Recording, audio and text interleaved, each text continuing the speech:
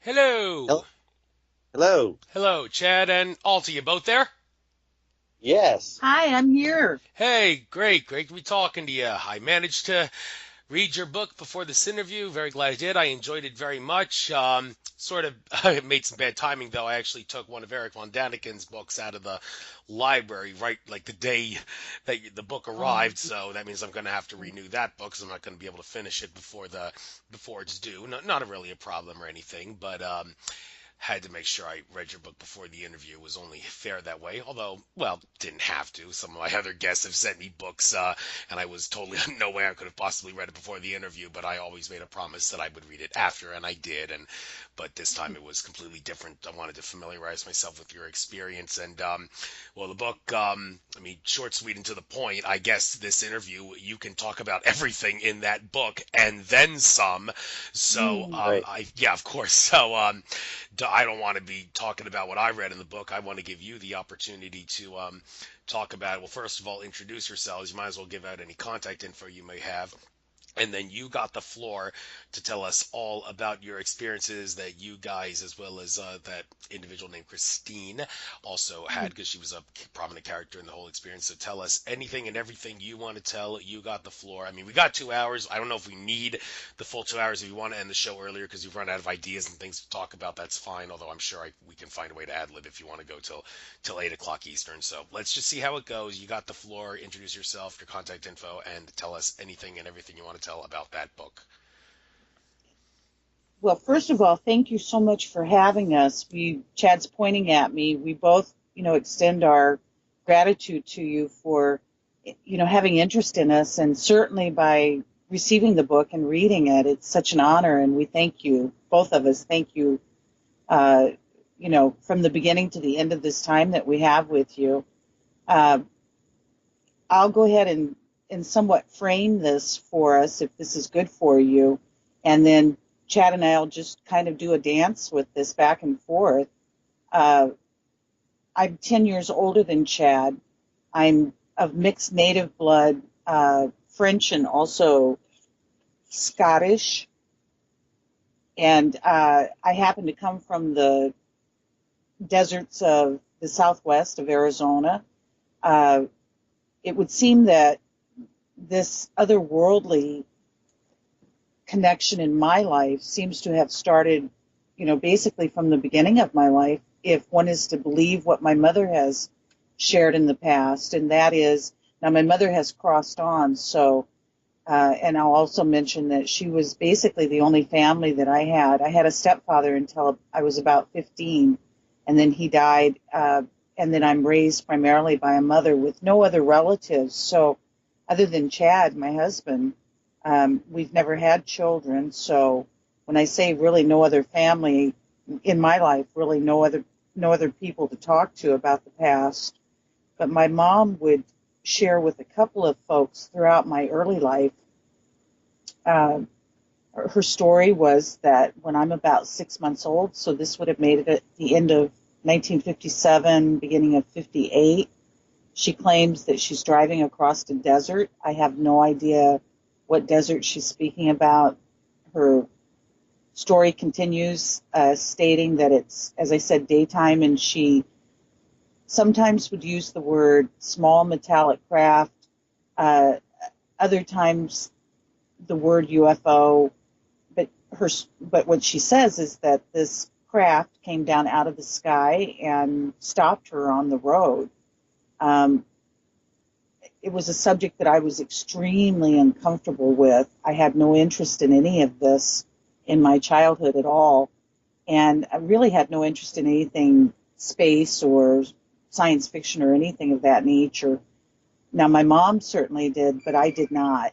And so when she would mention this story to the few people she trusted, which were very few, I would often just remember leaving the room out of just, total embarrassment, thinking that she was crazy. So the point of that is that I never challenged anything that she said, nor do I remember anybody else ever challenging her. So that would seem to be the beginning of, my history, if you will, with this, as I say, now I borrowed a long time ago the term high strangeness, so I refer to that for the last several years, anything that has to do with paranormal. But now we'll have Chad share with you his earliest account of, this high strangeness. Yeah, again, I'm Chad. Nice to meet you. You can find us on Facebook at Orbducted in the French Quarter, if anyone is interested. And then also, so my first experience that kind of a high strangeness experience was, I guess I was probably around 6 or 7. My dad was a rice farmer in Arkansas, and it was my dad, my grandfather, and my uncle. They all worked together. And out beside our house was one of the soybean fields that we had. And between our house and the barn, there were these 3 burnt circles, like, 12, 15, 16 foot around, just 3 of them in a perfect line.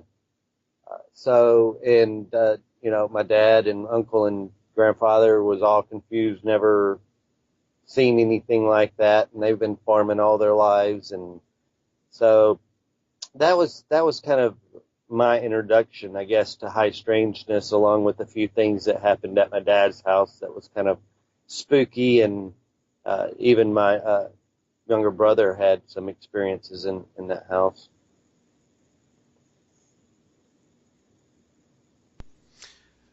Thank you very much. So that sets the stage in regards to who you guys are and how you sort of got into this whole thing.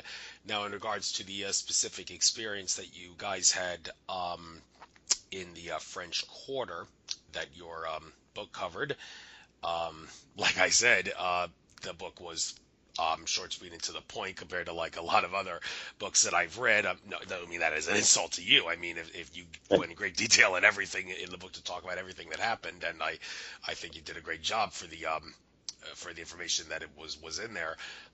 So I'd like you guys to basically verbalize the book now and tell about what happened.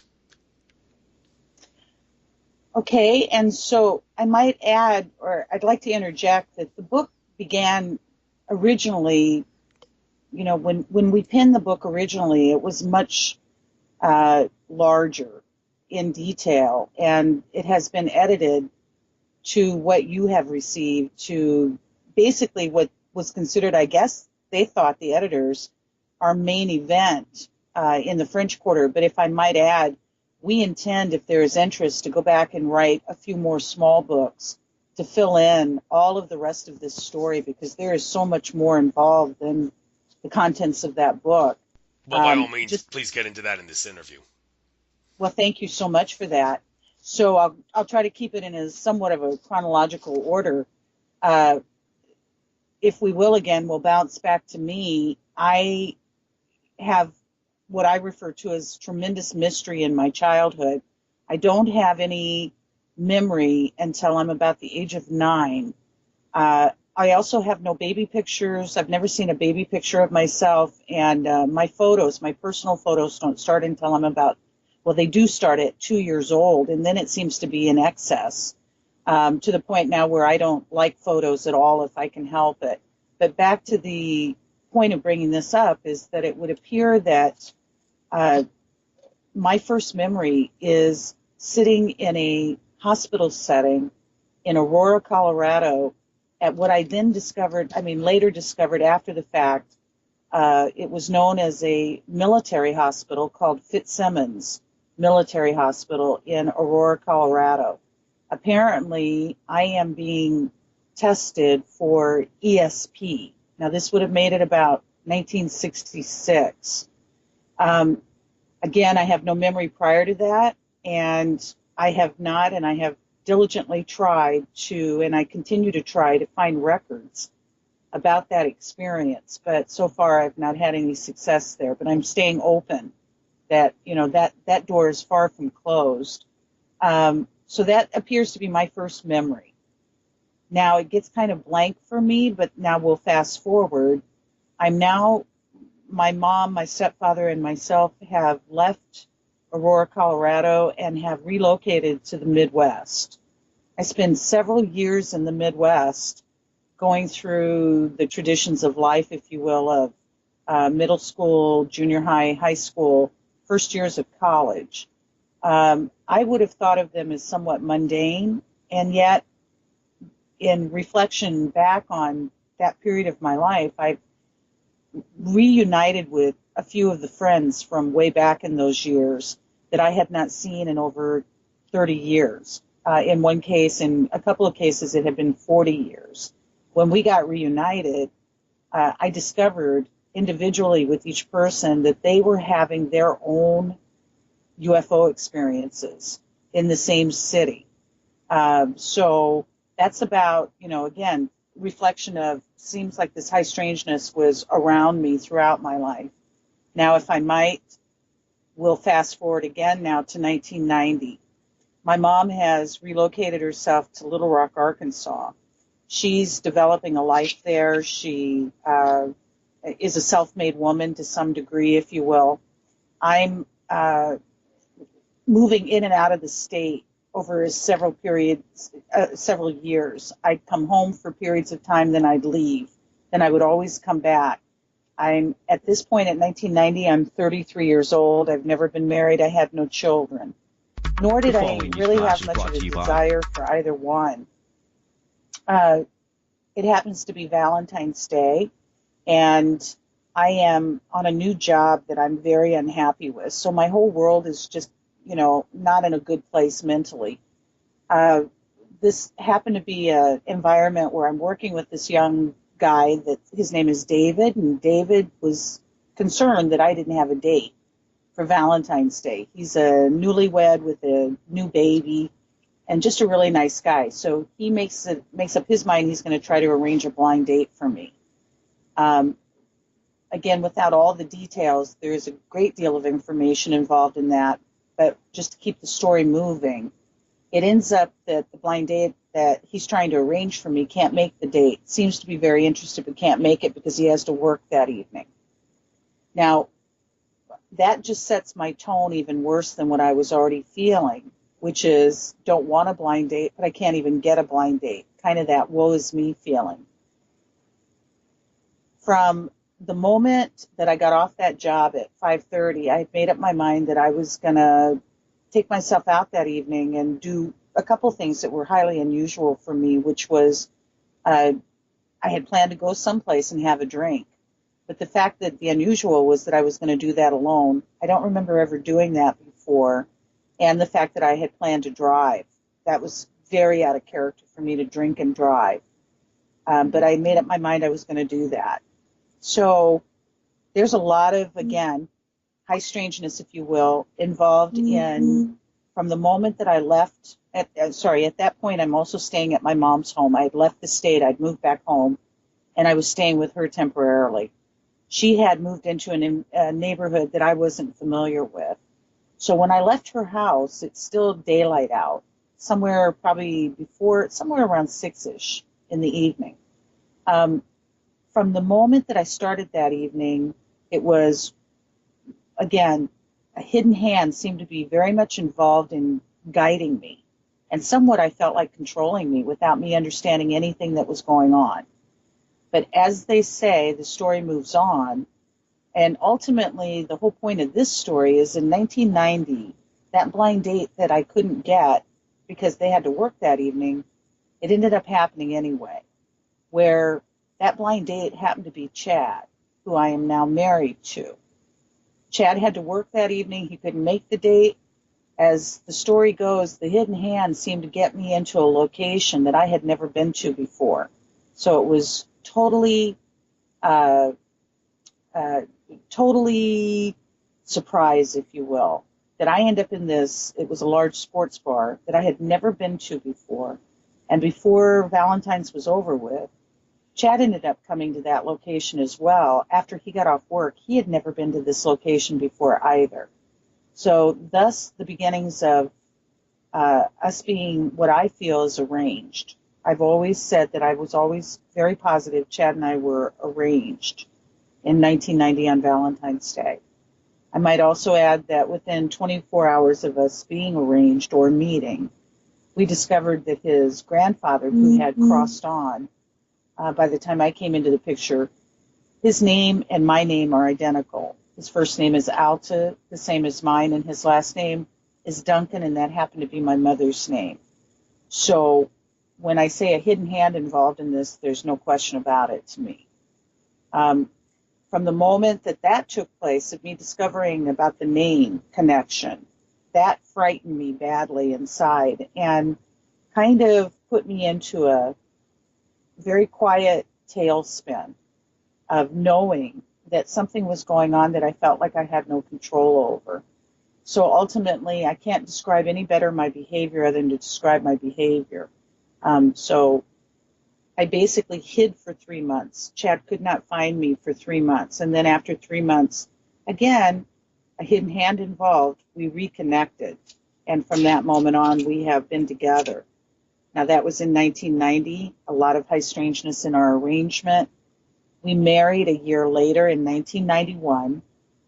And then my mom had left Arkansas and relocated to Louisiana.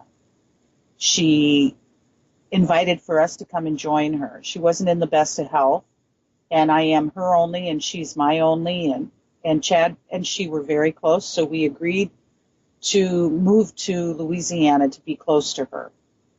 At this time now, it's 1995. The location is just outside of Hammond, Louisiana, which is a small town, but it was large enough to have a small college town. It's known as a small college or small university town. It's probably about 45 minutes or an hour or so away from New Orleans.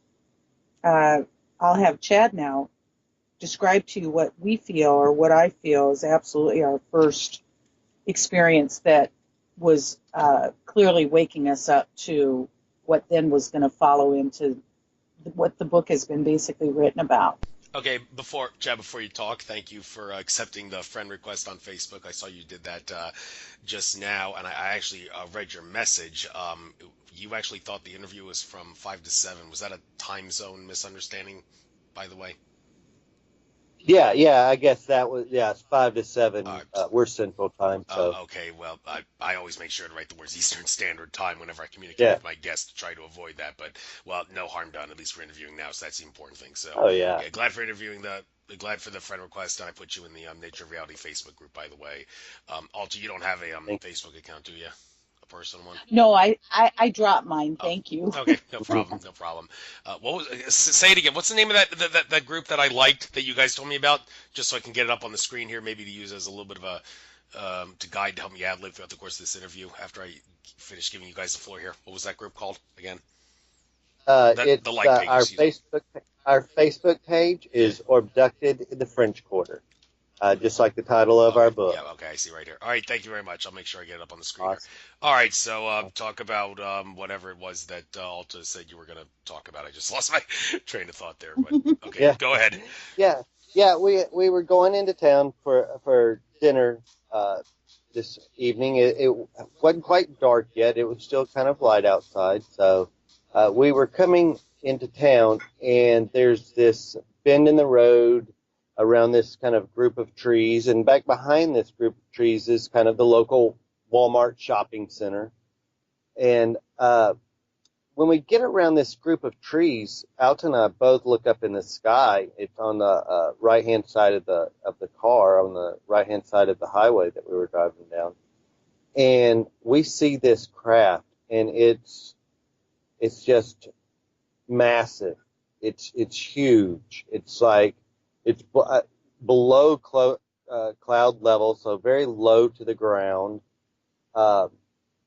It's kind of a rectangle shape, but it's not as wide on one end as the other.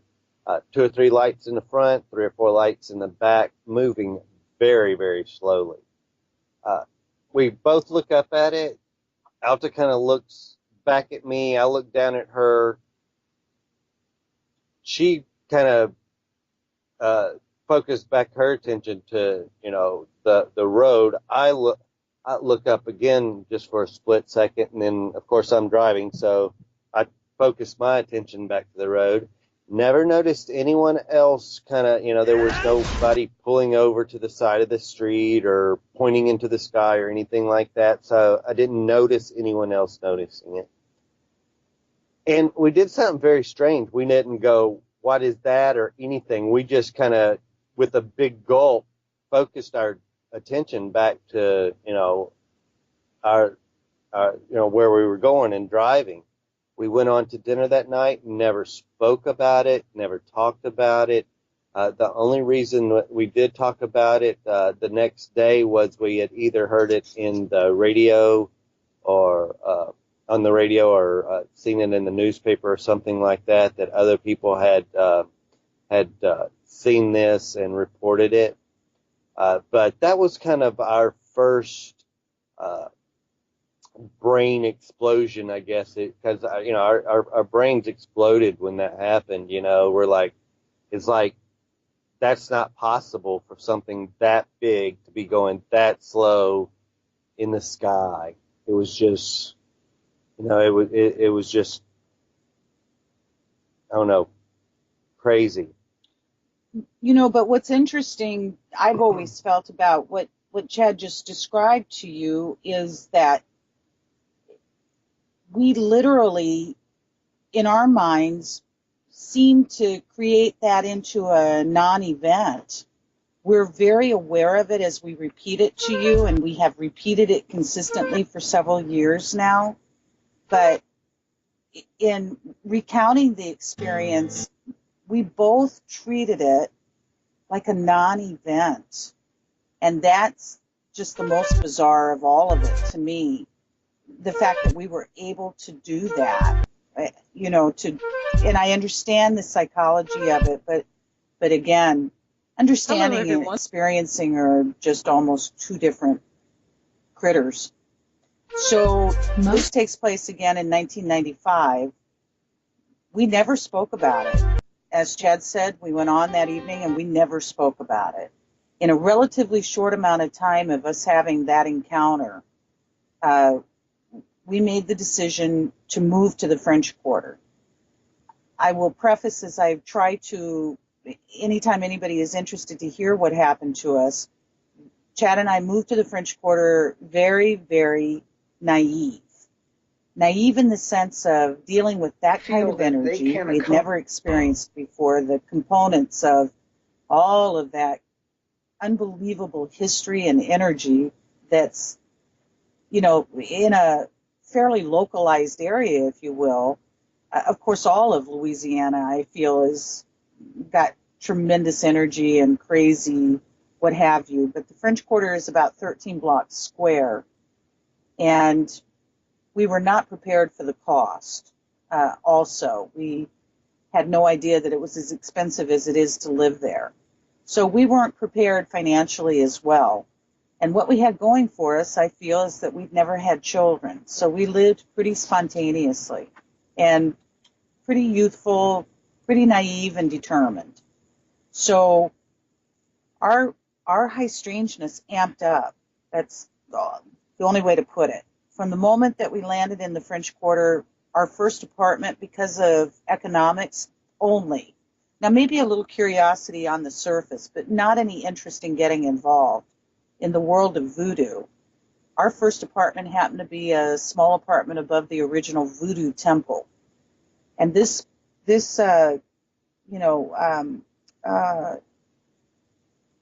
layout of structures were created back in the 16 or the 1700s. These were the original locations, original buildings that had just been cleaned up and prettied up over the years, to keep them livable. But all of that energy is there.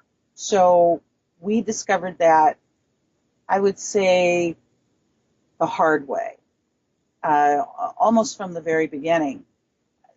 Chad had a full-blown encounter with, I used the word ghosty, just to take the scary out of all of this that's been happening to us. I had an experience that one might call a Virgin Mary-like apparition involving what could have been females that had been original slaves back in the 16 or the 1700s, also involving a time slip in that apartment. So we were having one assortment after another of array of experiences involving all these other paranormal genre. So now again, this is in 95. We are able to establish ourselves in our jobs and start making a good name for ourselves in, following, moving into that voodoo apartment, 95 into 96. By around 96 now, it's time for us to leave that area because it was not something either one of us had interest in. We mean no disrespect for people who are interested in that world. It just was not our world. And so we moved more in towards the center of the quarter, which was more expensive and, just a very nice, had a nice appeal and a very different energy. But still as alive of energy as all the rest of it. It just seemed to masquerade or manifest in different ways. We now, by 1997, have moved into a townhouse. And we have one of these townhouses that have like the balconies that if you ever see anything on documentaries about the French Quarter or Mardi Gras or what have you, oftentimes this is what they film. Well, this is where we were living. So Chad and I are very pleased with ourselves and thinking we've just come a long way, baby, and life is good. It's strange, but it's good. And so, again, we're continuously having these ongoing in one way or the other ghosty kinds of experiences. Now it's getting close to my birthday. It happens to be in May of May of the year. So we're very close to it. I'm going to happen to be turning 40. Chad is 30, and the woman you spoke about, our friend Christen, that the book is written about as well, she was 24, just to give you an idea of age perspective. I have been announcing for some time, and I wasn't even aware of it. Chad's had to remind me of this, that for some time prior to my 40th birthday, I was going around telling people I couldn't wait to be 40 because I knew something big was going to happen or life-altering. Chad sitting here and shaking his head, yes, backing me up here because, again, I wasn't even really taking note of that as I was announcing this. And like Chad has always said, what woman is excited to turn 40? Well, apparently I was. And I'm very childlike in my manner about it. So now, thus, as they say, be careful what you wish for. I am about to turn 40. My mom has moved back to Little Rock, Arkansas. She is in very poor health and doesn't want to stay there. She knows that Chad and I are doing well in the quarter, and she wants to come and stay with us. So we pre-rent her a mother-in-law cottage in our courtyard of where we were living, and we were all very excited. We were going to spend out the rest of our lives. Life goes on, and it's good. So that was not meant to be because, again, she was going to come for my 40th birthday, somewhat as a surprise, but basically come and stay. As it turned out, she went into a coma the day before my birthday in Little Rock. Chad and I, in our shock and in all honesty, agony, caught a plane immediately and got to her. They kept her on life support in the hospital until my birthday. And then on my birthday, to the minute she had said that I had been born, she was pronounced. So that big shock really, if you will, felt like it was taking the life out of me. And Chad was in his own grief. But he understood, as they say, life goes on. He was handling that better than I was. We returned after my mother passed and handled all of that on that end. And I had an inheritance, and we brought the inheritance back to the quarter. And one of the items that I chose to keep out of my mom's personal belongings was her telephone. it was the last item she used to get help. And I just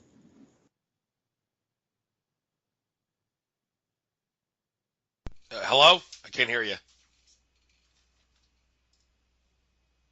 Did we lose connection? I'm sorry, are you still there? I hear you now. Okay. Yeah, what happened? Did you drop? Yeah, You, I'm not sure what We have happened. no idea. I'm just sitting here I talking looked away. down and it went into it. Nothing, all by itself. Nobody's touching anything. oh, okay. Well, Sorry about that. Can you? all right. So I guess everything's okay. So you can continue on now. Okay. Uh, I'm not quite sure where I got cut off with you at, I seem to have but lost my train of thought too because I was so distracted oh, by that. Yeah. right, yeah, it caught us Telephone. off too. And so where Chad's reminding me, I'd gotten to this part of telling you that I had kept my mom's telephone out of her personal belongings, and that when I brought the phone home to the quarter, when we plugged the phone in, it started doing very strange things, just kind of like what happened with this phone just now. Mhm. I can't make that up, just so bizarre. But in the case of my mom's phone, it would, you go to use it and there'd be already conversations going on the phone, and oftentimes in different languages. And just a lot of high strangeness involved with this telephone, to the point of where the phone company had actually sent people out, to check the lines, do whatever you have to do, and they could never find anything wrong. And at one point, at the end of this story, this telephone woman actually said to me, "Did I ever think that the phone could be haunted?" And so again, we found that very strange and bizarre. Who says that to people? But that's what, maybe it's New Orleans, I'm not sure. So we finally found a home for the phone with a friend of ours who knew my mom loved her a great deal and wanted the phone. He knew that we considered it haunted, and that made him very excited with the phone. Just not too long after all of this now is taking place, and again with what I consider high strangeness amping up with Chad and I, it's now in September, so we're 3 months into, the passing of my mom. I worked at the time in a very exclusive reading salon, and Chad was creating his own businesses. And so at the time that we're speaking about now, it's around September of 97. The shop that I work for is owned by a family that have been in business since 1929. So they run a very tight ship and they keep it in the family, but they hire people from the outside periodically to help run their operation. And so they had hired this young woman, Christine, and at the time she was 24. She was a transplant from up north, never married, no children. And just for description purposes, she's tall, slender, long blonde hair, very attractive, with an amazing laugh, an amazing giggle, but also very straightforward kind of person. I'll add to this at this point now, because we are still connected long distance. She's gone on to get her degree in environmental science. So she's very earth connected, if you will, very science connected. And just kind of a no mess around kind of gal. She loved to play, but she was also very serious if need be. So, and no drama queen. I feel that's very important in representing her. So on this particular evening, she knew that she had met my mother, and she knew how much pain that Chad and I had been suffering with the loss of my mom. She'd asked me if I wanted to go out that evening into the quarter and have dinner and drinks, and I accepted. We called Chad. At that time, our townhouse was just a couple blocks from our shop. So Chad walked over and met us. So our evening starts at 9:30. The three of us walk out of the shop. She closes and locks the doors. And the three of us start heading towards the famous Bourbon Street. So again, from the very beginning of stepping out of the shop, we all took note. I think I made the actual comment that it felt weird, that it felt strange. The energy felt strange. Like it's been said, the vibe was off. And as I've said before, that's not something I go around normally saying, but that's just how it felt. And as we moved closer to the Bourbon Street to start our venture across the quarter, our intention was to be spontaneous and just stop wherever we felt like, and with no real plans. And so really from the very beginning of our night, the first thing that was noted, besides the energy feeling strange, was that it felt vacant. There were few stragglers, as I put it, or few folks roaming around, but clearly it felt like, where is everybody? That's the question that, I was saying periodically throughout the evening, where is everybody? This is weird. And again, not thinking anything paranormal or anything like that, just weird. And so it stayed weird our duration across the quarter. Each location we stopped at, our first location was a location we were very familiar with. Chad had worked at this place when we first moved to the quarter a couple years prior. So we knew everybody and its operation and all. It started right from the beginning of being weird, beyond weird. So by the time we get across the quarter, we've stopped at 3 different locations, and it has been pretty vacant. What I mean vacant is, there's no patrons, there's no customers. There's one person in each location, and they either are a bartender or a manager, but there's nobody in any of these places. And again, as Chad has mentioned in the past, also some of these locations were what the locals would use, not necessarily tourism. And so it wouldn't make sense if tourism was off. Where are all the locals? It just wasn't making sense. So that starts, that's registering with all 3 of us by 11 o'clock. So we've been out there from 9:30 till 11, crossing the quarter. We get to the opposite end of the quarter. I'm just kind of finishing this portion of it up because I'm going to have Chad share with you what he is able to recall of that night. When we get to the end of the quarter, I remember just very directly saying to Chad, I just want to go home. I am so bored. I just want to go home.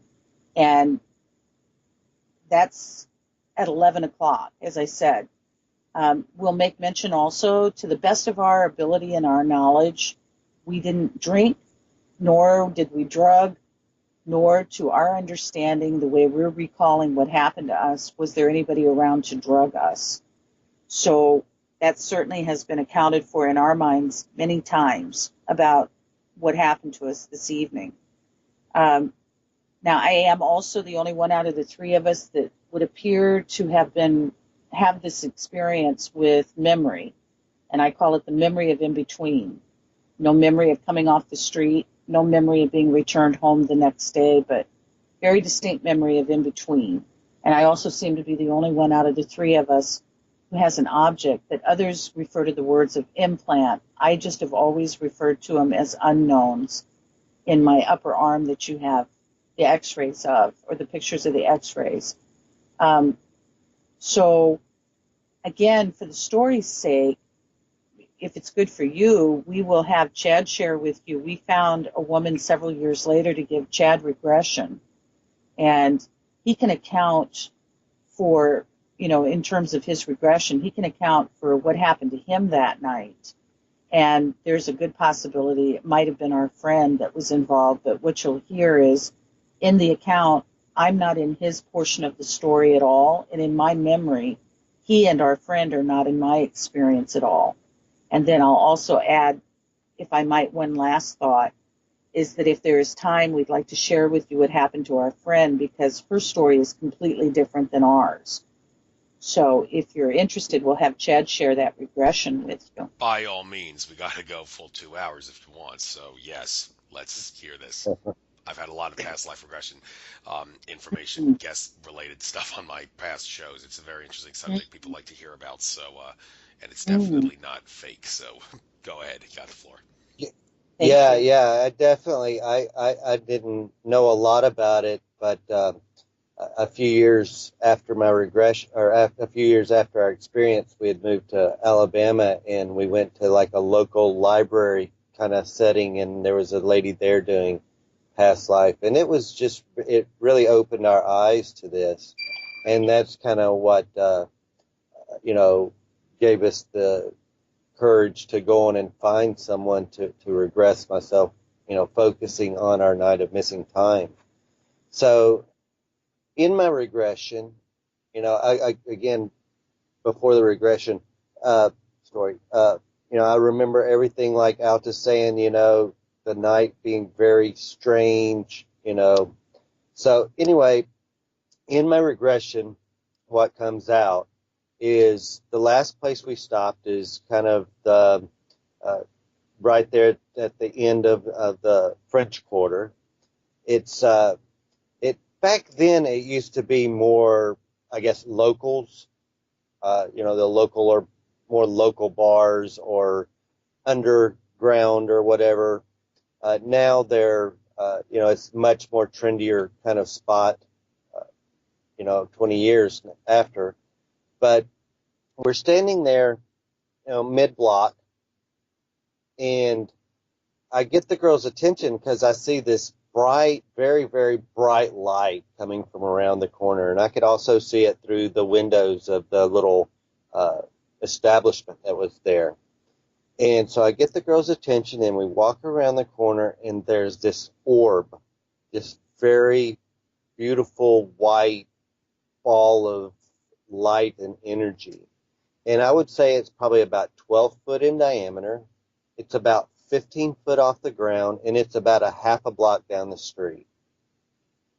We look at this, and, within seconds, this thing just comes towards us and just engulfs us. It orbducts us. And my next memory is I'm walking down this hallway.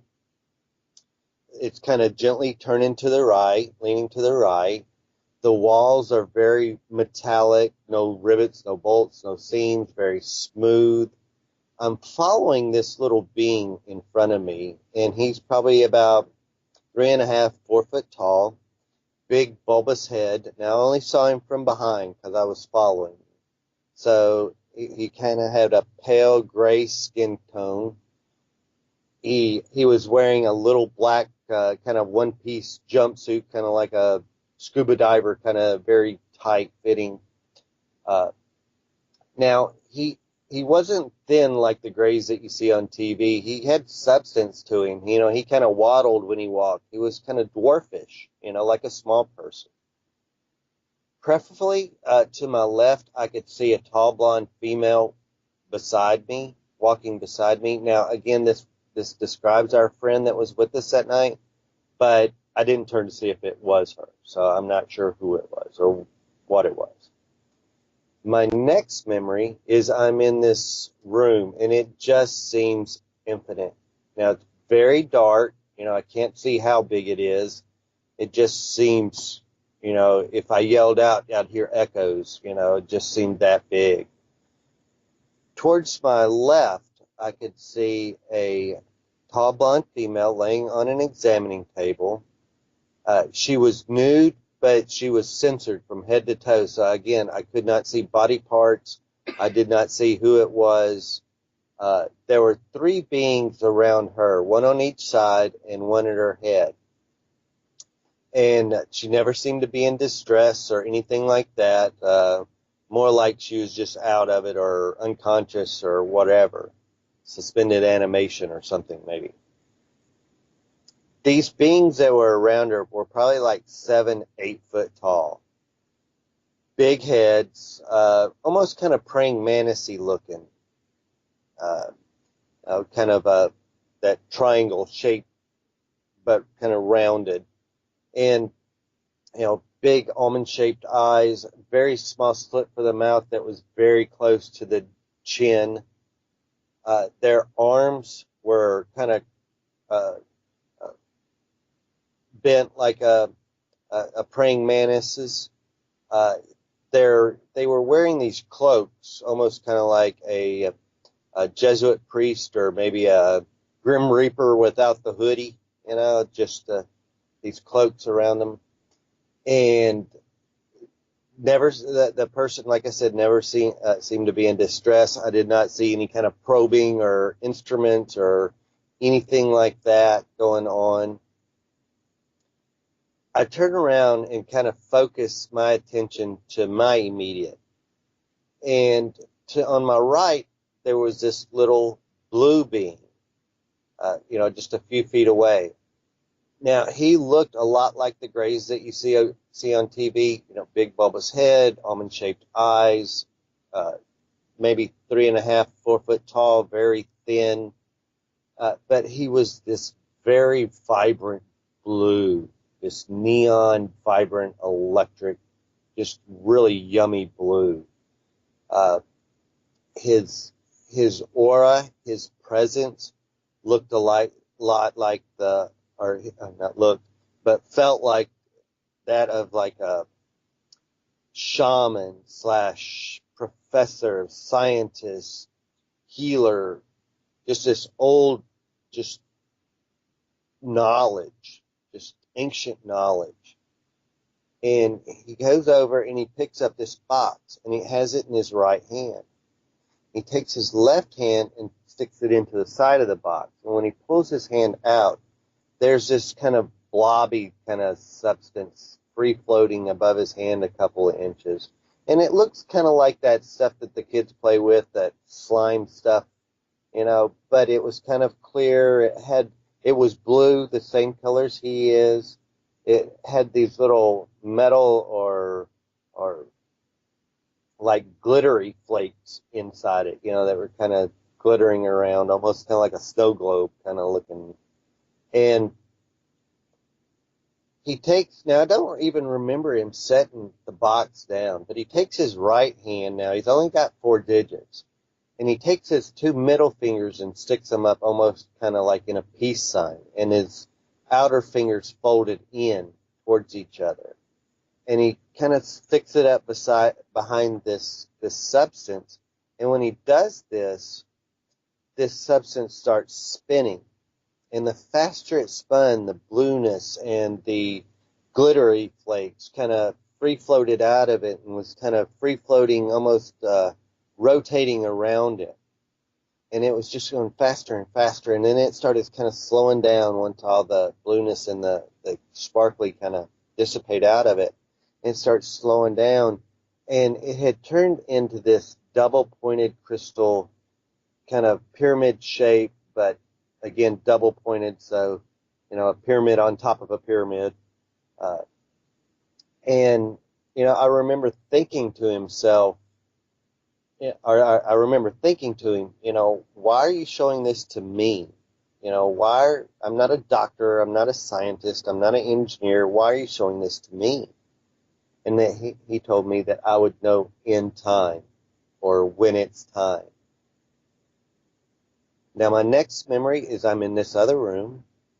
2 walls are very straight. One is kind of concave towards each other. And there's this big overstuffed leather chair in the middle of the room. Now, I remember thinking to myself how out of place that is. Again, the walls and everything are that gray metallic, futuristic, and here's this big leather overstuffed chair, And again, I think I know it's not comfortable, so I never sit in it. I focused my attention over to this wall that's kind of concaved, and I walk over closer to it, and what I thought was a solid wall, I can see through. And, it's a long wall. This is probably 15, almost probably 20-foot long wall. It's 10 foot tall, so it's this. And I can see the stars, and I can see it's like I can see the galaxy, and nothing else. It's just this sky, this universe out, and very dark, lots of, little sparkly, stars and everything. And I'm kind of sitting there in awe, and all of a sudden, this little craft from right outside this wall window that I'm standing in front of, this little craft shoots past, and it gets about 8, 9, 10 foot past me, and it stops, and it comes back, and it's just outside this wall window, and it's almost like it was doing a double take, like it was surprised to see me as I was it. And it was probably about 3 foot long, 2 foot wide. kind of a rugby shaped, football shaped. It had little wires and little antennas kind of shifting and moving around, and little lights blinking, and I could feel intelligence coming out of it. And it sat there for about 30 seconds and then shot off in the same direction that it was going in the first place. And my next memory is waking up in bed the next morning. Yeah, it's very interesting that you're telling me these experiences just a couple days after I interviewed Melinda Leslie all about people getting abducted and having experiences in their with the beings and all. And one thing she didn't really get too much of an opportunity to talk about was the technologies and such that the ETs, or in some cases the MyLab folks, were shown to the people that they abducted.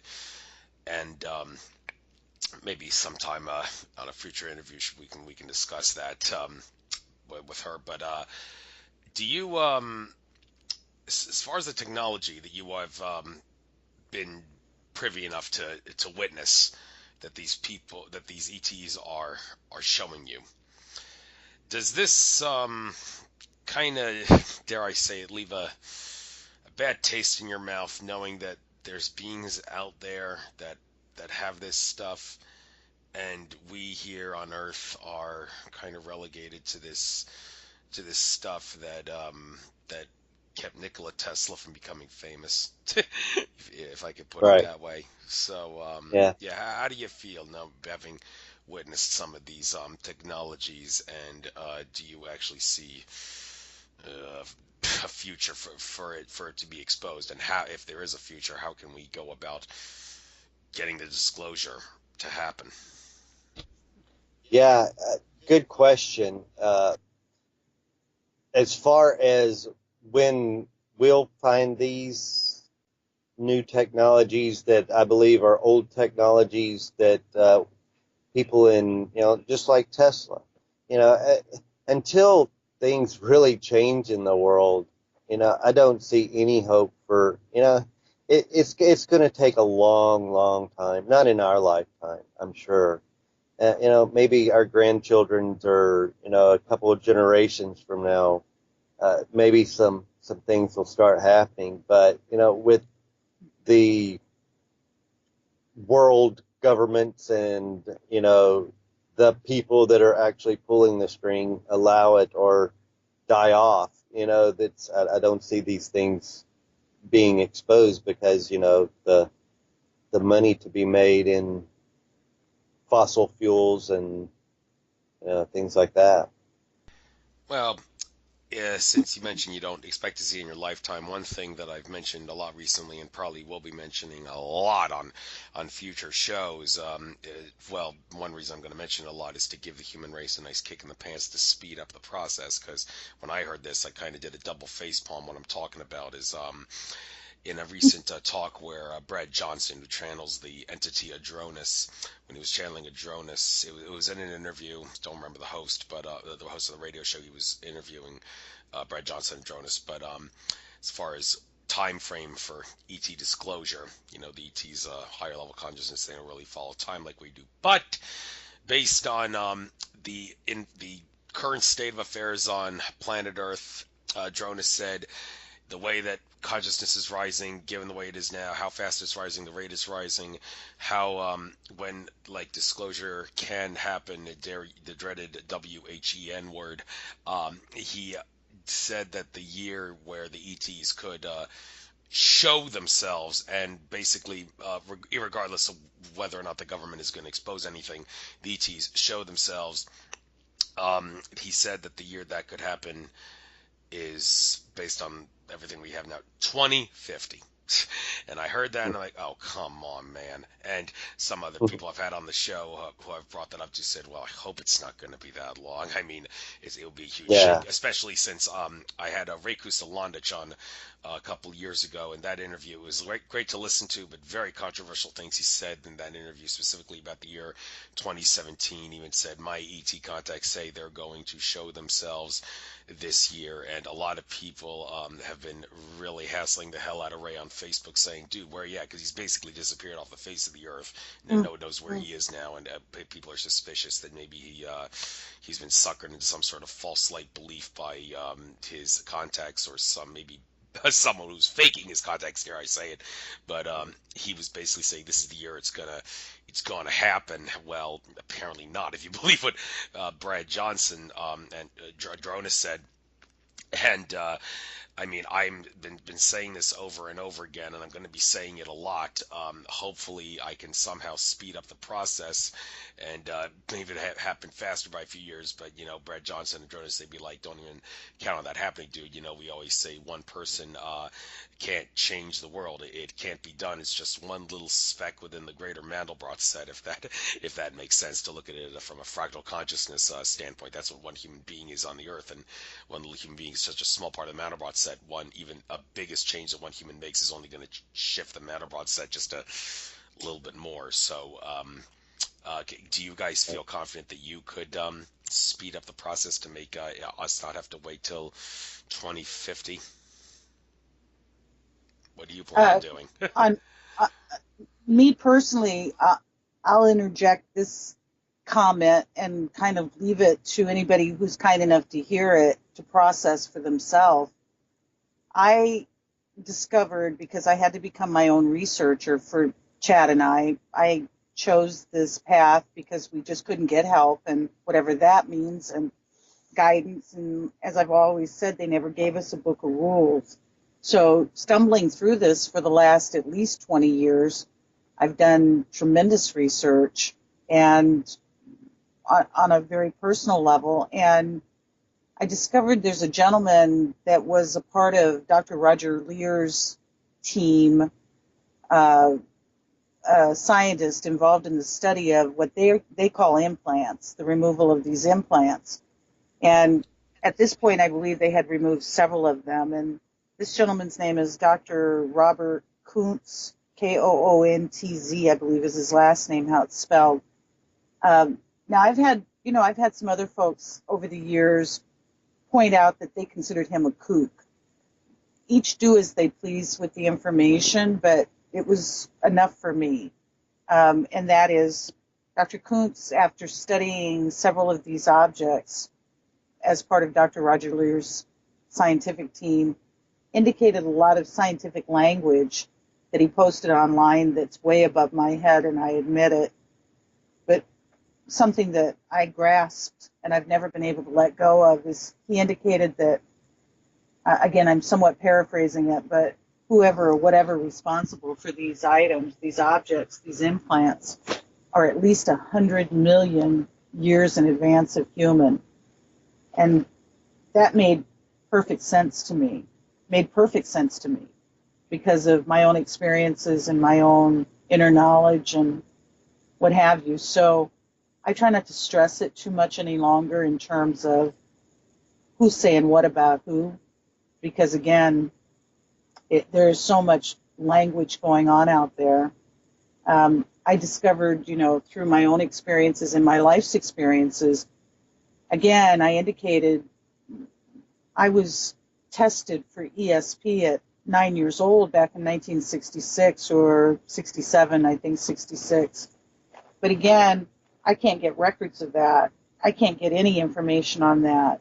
And so that's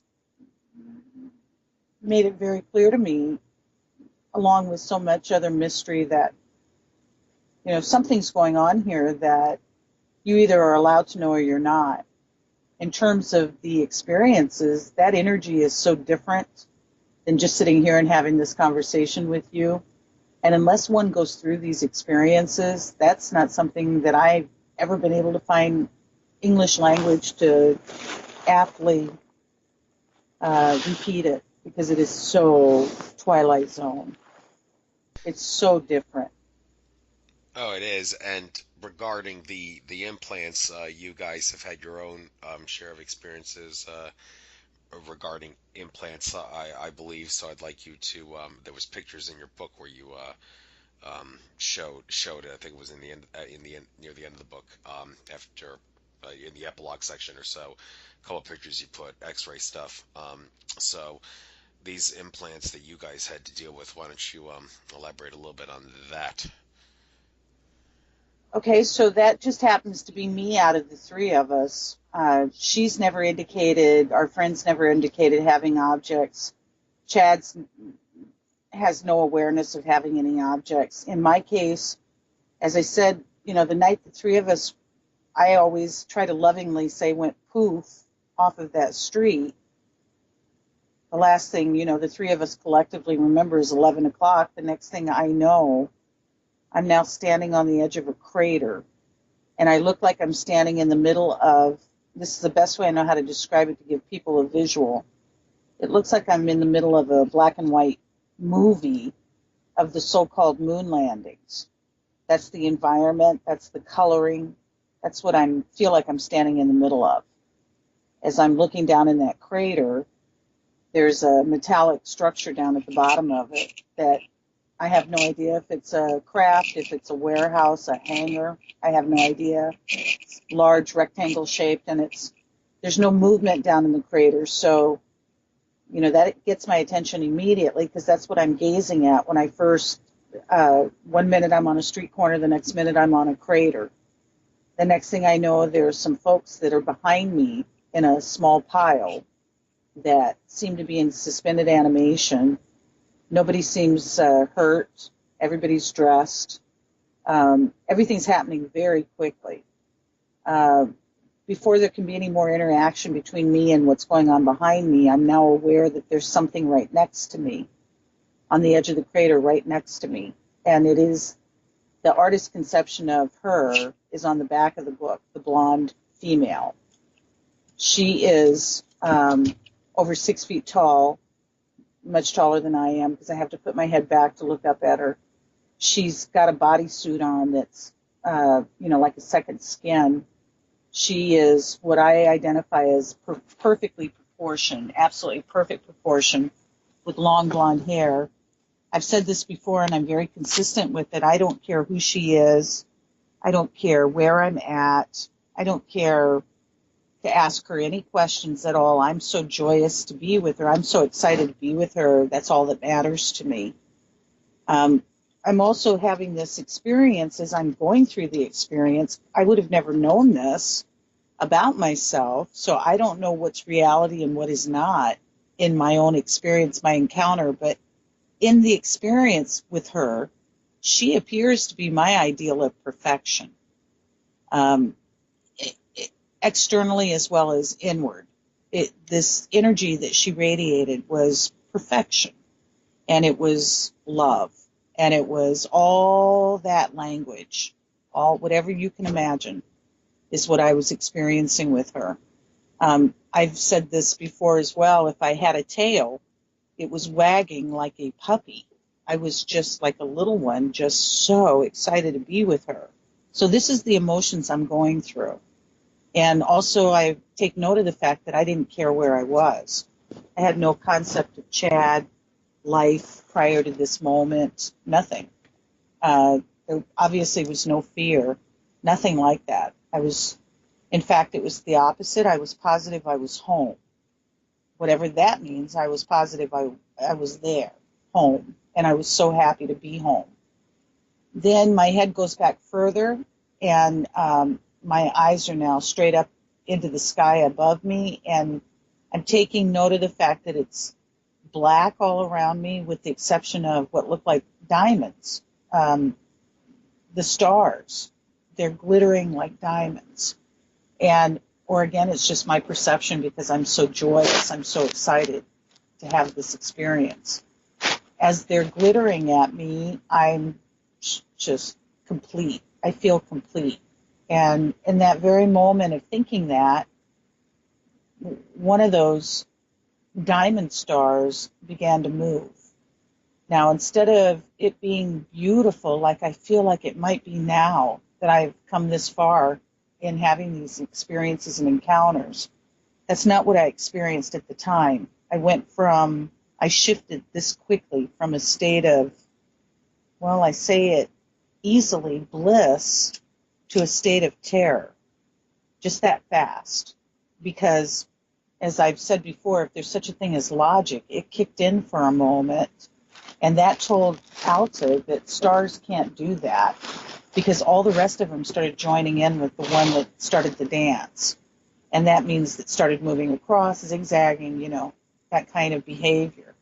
So in my terror, because what I mean by terror is like a child, my heart started racing extremely fast, like in a beat out of my chest. I was so afraid. And in the same moment that I shifted from that joyous state to that terror state, she spoke to me telepathically. And she called me by name, and she used a voice, a tone that I can't imagine could ever be duplicated. It was so beautiful. And she, in this very gentle, amazing voice, telepathically said, Alta, don't be afraid. They're just scanning you. And then those were the last words that I remember. And right after that, those words, the next thing I know, I am not waking up, I'm coming to, which I had no idea what a big difference it was until I experienced it, but it's a huge difference. I'm sitting straight up, Indian style, cross-legged, on my daybed in my living room, and it's the next day. The sun is blaring through my window, and my eyes pop open. That's what I mean by come to. I'm rubbing my arms at the same time. I'm extremely puzzled. The first thought is pure puzzled because all of a sudden it's the next day and I'm in my house and I'm sitting up and I'm rubbing my arms and I have something in my upper arm that I could feel immediately. As I am going through this state of puzzled, it shifted immediately now to scared out of my mind. Where's Chad? Where's our friend? Now, something we didn't mention, I'll kind of interject this for anybody ever interested in this little book of ours.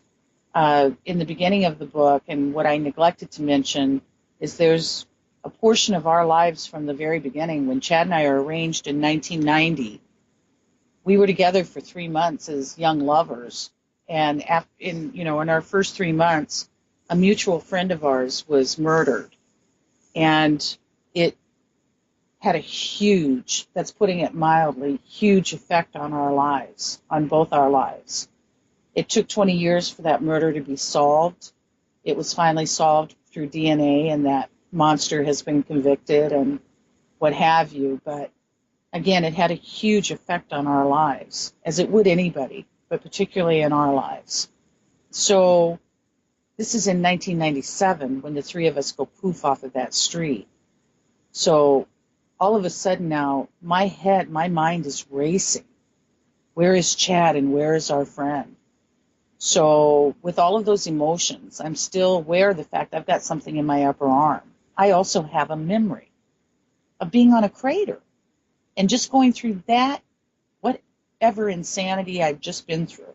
So as I'm looking around the room, I'm not moving, but my head is turning, and I've got view of my bedroom, and I can see a big lump in my bed, meaning there's a body there with the blankies pulled up over the head. So I have no idea what's laying there. All I can pray for is that the lump belongs to me, meaning Chad. But again, I don't see another lump in the bed which would identify our friend. So I've got all this mystery happening to me immediately. And so I'm getting ready to go head towards the lump, and I sidetrack to the bathroom to figure out what the hay is going on with my arm, my upper arm. I go through absolute craziness in the bathroom with this object in my upper arm. I finally come out of the bathroom, and now I got to get to Chad. At the same time, I start heading for the bedroom to just tell Chad all of the insanity I've just been through and what is in my arm. Chad is now up and out of bed, walking towards me. Now, I come to somewhere between 8 and 9 in the morning. So I have from 11 until somewhere between 8 and 9 that's gone, with the exception of the memory that I've shared with you.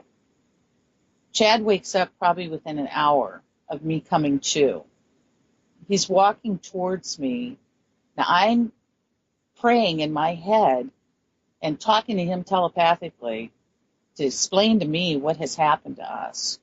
And I can see immediately in his eyes, he's lost. Now I'm very afraid.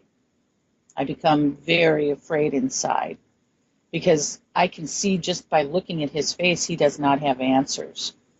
So I also take note of the fact, where's our friend? She's not there. She's missing. So now we're having to contend with all of that. I'll have Chad share with you what he witnessed about my arms after I had shared with him about this object in my upper arm.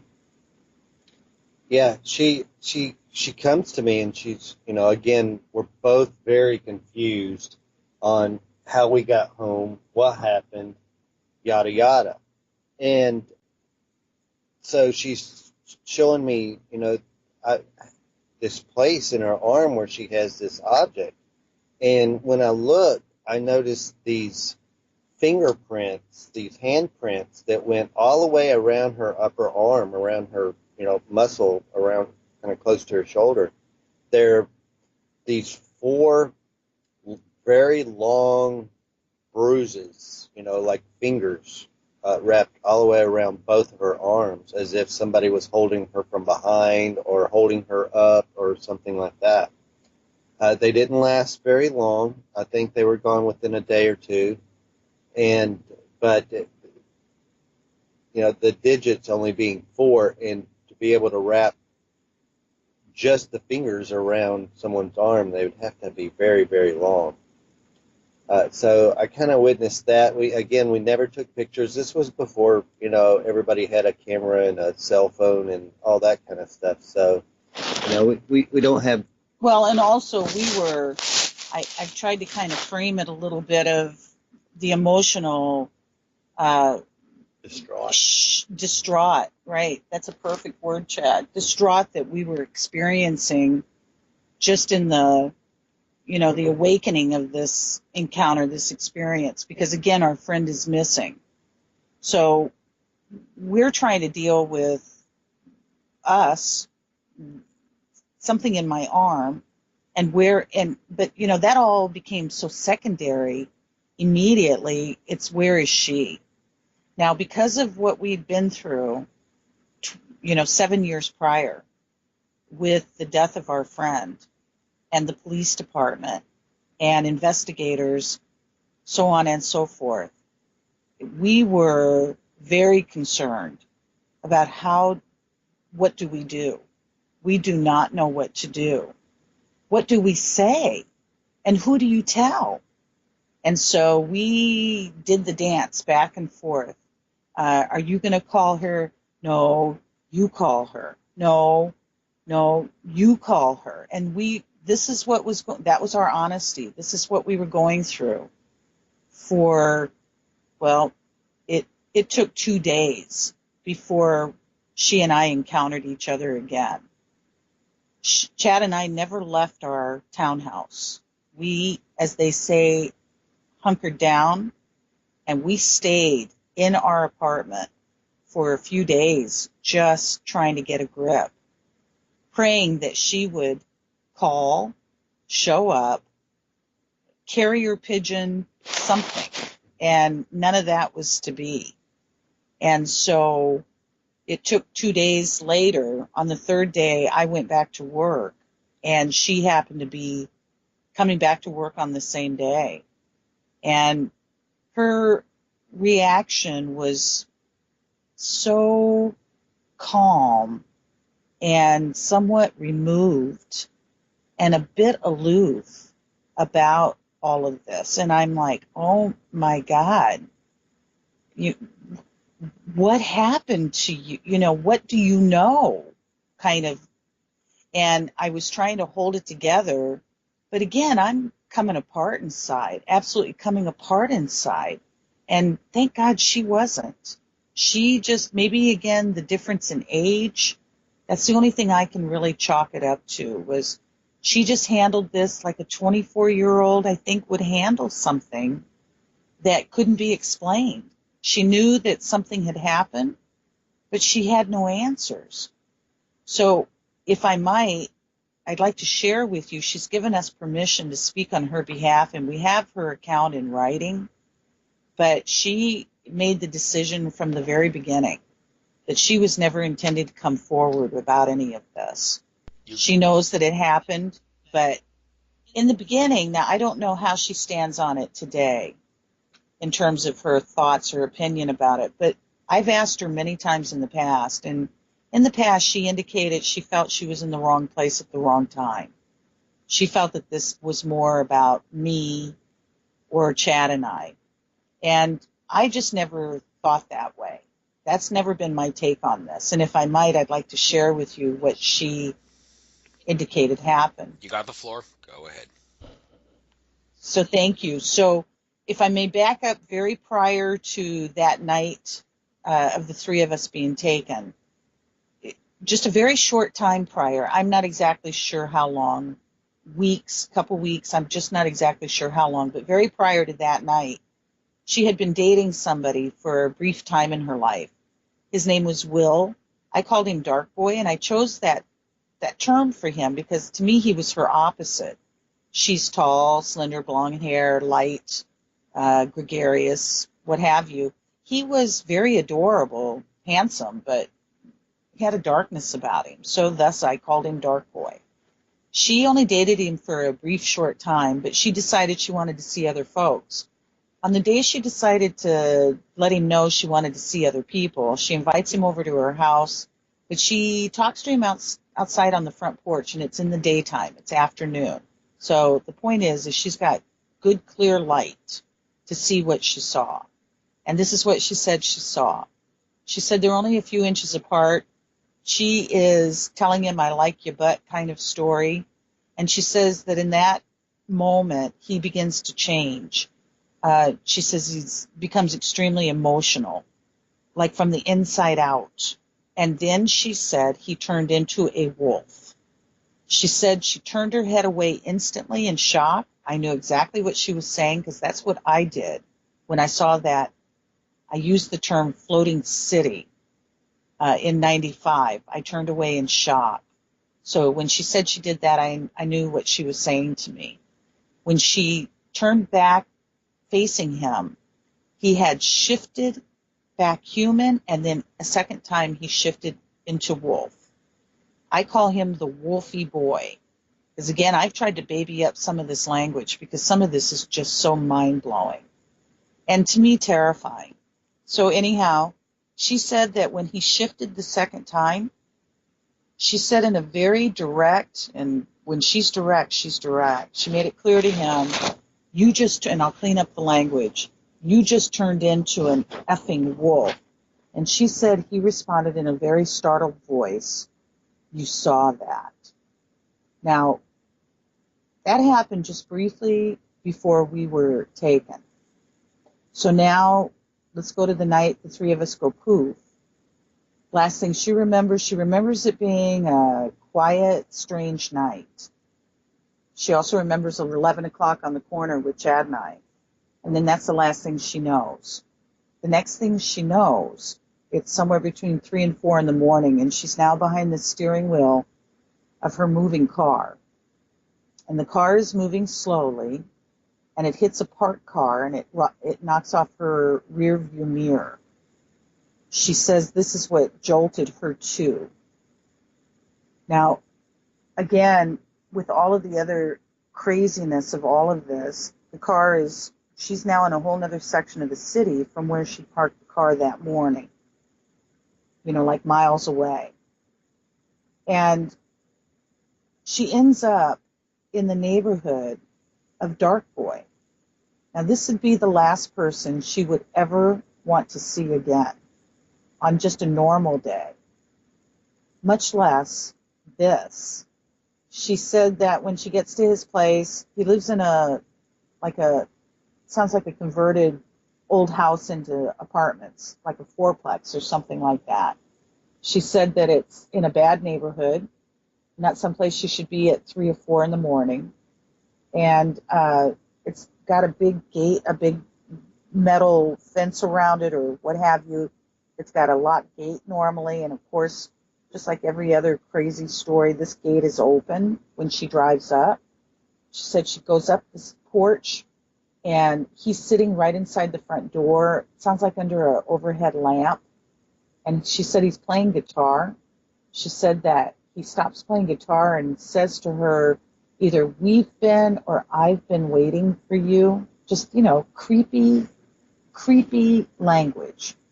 She said that she becomes hysterical, crying, which is behavior we've never seen her like before. She said he puts his guitar down and walks her into a room, lays her down. She said that she cries herself to sleep. Now, she thinks that it's only probably an hour or so because it seems like the way she's recalling it, the sun is just starting to rise.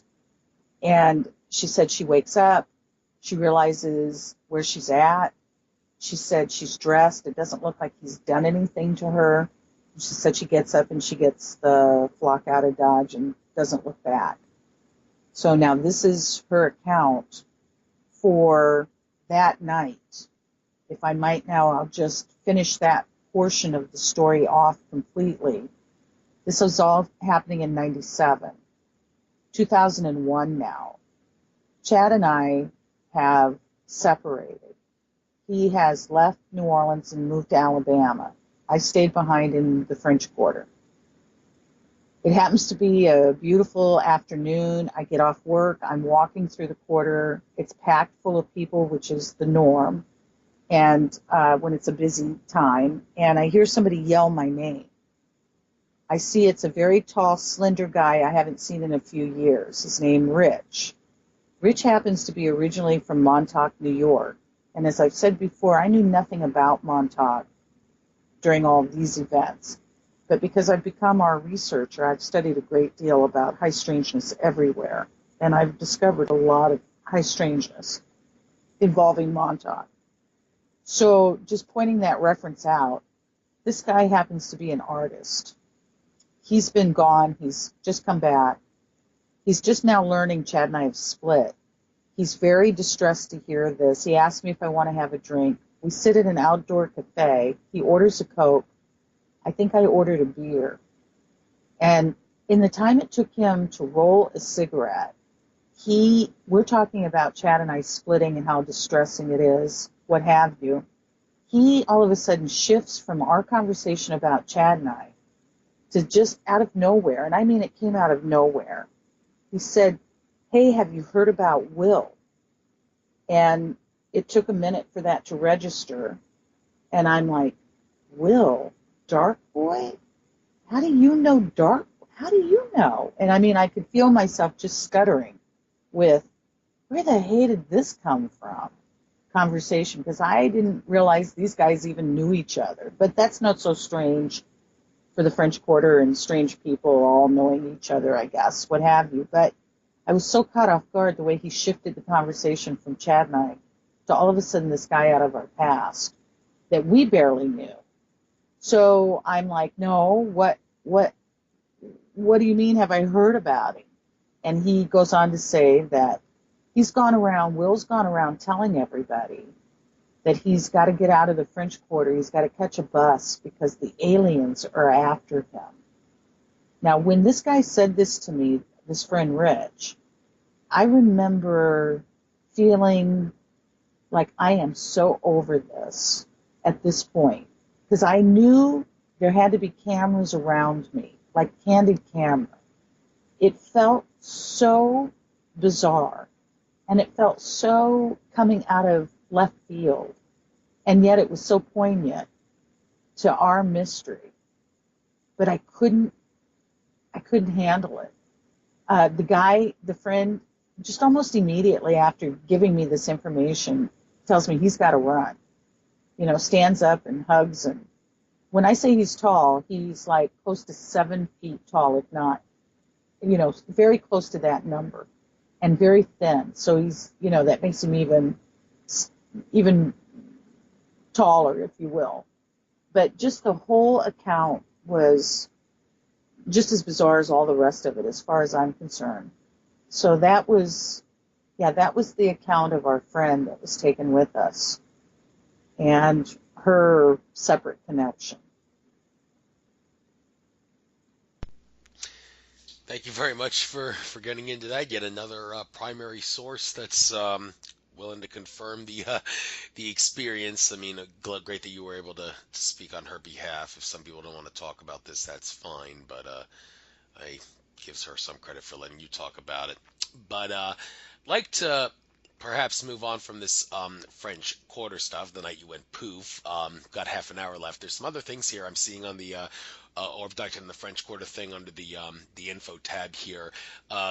About continuing from 1999 onward. I think we might as well talk a little bit about this, where you and Chad face to face with a black-eyed adult and other anomalous happenings. Now, this black-eyed adult, when I hear that, what does that remind me of? That reminds me, well, among other things, David Icke has talked about one of the creepiest experiences he ever had was when he was with the BBC. He saw British Prime Minister Ted Heath up close once, and he remembered seeing his eyes turn really, really black. And yes, and some people have talked about in more recent times Joe Biden, his eyes turned black during one of Obama's State of the Union addresses when Obama was president. And the whole thing about the black-eyed children coming to your door. What is that? Well, for one, if you know it's good for you, don't let them in. But I got a funny feeling those black-eyed children, they're not going to harm anyone physically, but their presence does carry bad vibes from maybe a negative energy standpoint, which can cause harm to you from at an ethereal level, I would think. So, I mean, their presence does cause bad vibes. Yes, there's definitely something to that thing. So, now what exactly are these? Why are their eyes turning black? Well, when it comes to these political and corporate leaders, so if they're not a shape-shifting reptilian masquerading as a human, then the idea is some sort of malevolent archonic entity has hijacked their chakra system or soul at an ethereal level, and that makes you wonder, okay, is that pretty much the same thing with this black-eyed adult that that Chad encountered? So what's your theory, Chad, or do you really have no theory and can only speak about your experience? And if that's all you can do, then tell us about that experience with the black-eyed adult. If I might, Sure. again, it seems like I'm dominating, and I'm so sorry for that. It's just because I've been doing all the research. I'll frame this for you and then have Chad pick this back up. But just for folks that are listening, this area that we're speaking about, now we've left New Orleans, and I'm going to fast forward us. We've now landed up into the mountains of New Mexico. We are, again, as naive as they come. We end up living in a small community called Madrid, New Mexico. Only 2 miles away from Madrid is a community called Cerrillos, New Mexico. Cerrillos looks like something literally straight out of the 1800s. You don't see any advancement in this small community at all, out of something straight out of a cowboy and western movie. The reason why I'm framing this is what Chad's about to share with you. Keep this in mind. We didn't know this, of course, when we're living up here. But from the time we got to New Mexico, it was one strange high strangeness after another. But in particular, many years later, I discovered somebody by the name of Andrew Bishago. Now, I don't know if that's a familiar name to I you or interviewed not. him as a guest on my show, talked all about Mars time travel and how he Right, was planning to run as president. So, yeah. right. Okay, so I discovered Bishago, probably about 2009, 2010, when he's first coming out about Pegasus and so on. I'm not particularly interested, but I'm listening to one in an archived show. All of a sudden, Andrew says that he is portaled, my words, paraphrasing, into, as a child with many others, Cerrillos, New Mexico. Now I'm like, shut the door. He did not just say this crazy place that Chad and I lived around after we'd gone poof out of the French Quarter, and it was just falling into one weirdness after another. I talked to Bishago a few days on the phone. He absolutely said it and then confirmed it to me that this was a location that was chosen for them to be portaled into. Now, with that said, as background, we'll have Chad share with you about the black-eyed dude. Yeah, we'd gone up like I said, or like Alta said, this place, Madrid, is again, now it's kind of a very nice artsy community. But back then in 98, 99, whenever we were there, it was still pretty, I mean, we weren't even able to get a telephone up there. So, it was still Remote. had some it's very remote. It's in the mountains between Albuquerque and Santa Fe. So we had met a few of the locals up there, and everybody was kind of at the local saloon. And we're all looks like a real saloon. Yeah, and it's the old original saloon. Still had the horse tie out thing out front and everything that was still used. And we're sitting at this big round table. There's probably 8, 9 of us, I guess I would say. And we're sitting there, and out just kind of across the table from me, and I'm sitting by this guy that we had met when we first started going up there. He was just this old hippie guy, really nice, laid back, pretty cool. Well, we're sitting there and we're talking and stuff, and all of a sudden his demeanor just kind of started changing, and he said some really off-color stuff, kind of under his breath, I could hear it, but I don't think anybody else paid attention or not even heard it, about Alta and I. And I kind of look over at him like, what's going, why are you? And when I do that, he looks at me, and his whole eyeball, there's no white, there's no color, there's no nothing. It's just black. These black eyeballs. And I remember going, okay, and I kind of put up a shield, I was kind of just like blocking his energy with mine. And he didn't sit there much longer. He got up and left kind of abruptly. But yeah, it was really creepy because I'd never even heard about any of this black-eyed anything until, later on, a couple of years later after our experience. But yeah, that was a bizarre evening. That's for sure. Thank you. Some of the other things we can discuss here, moving to Denver, Colorado for your jobs, and found yourself in the middle of the infamous Columbine High School massacre, which happened April 20th, 1999. Okay, yeah, interesting. You just decided to put this in here. I mean, is there some significance behind that massacre? Well, there is some significance. The evidence shows it's Sandy Hook from the 90s, in a sense, in regards to staged event to justify disarming the population and getting some mind-controlled patsy high school kids. And they blame Marilyn Manson as brainwashing them, but in reality it was probably mind control all along and everything. I mean, is there something about this that resonates with you that you felt was worthy enough to put in the info thing here? Well, the fact that my first memory is Aurora, Colorado, which is a suburb of Denver, when I'm little, being tested for ESP in a military hospital, left me throughout my life with no desire to ever return to Denver, ever. And wouldn't you know, at the point of me having to return, it was because I had no choice or quit my job. The people I worked for were determined that I would move there and continue their business for them.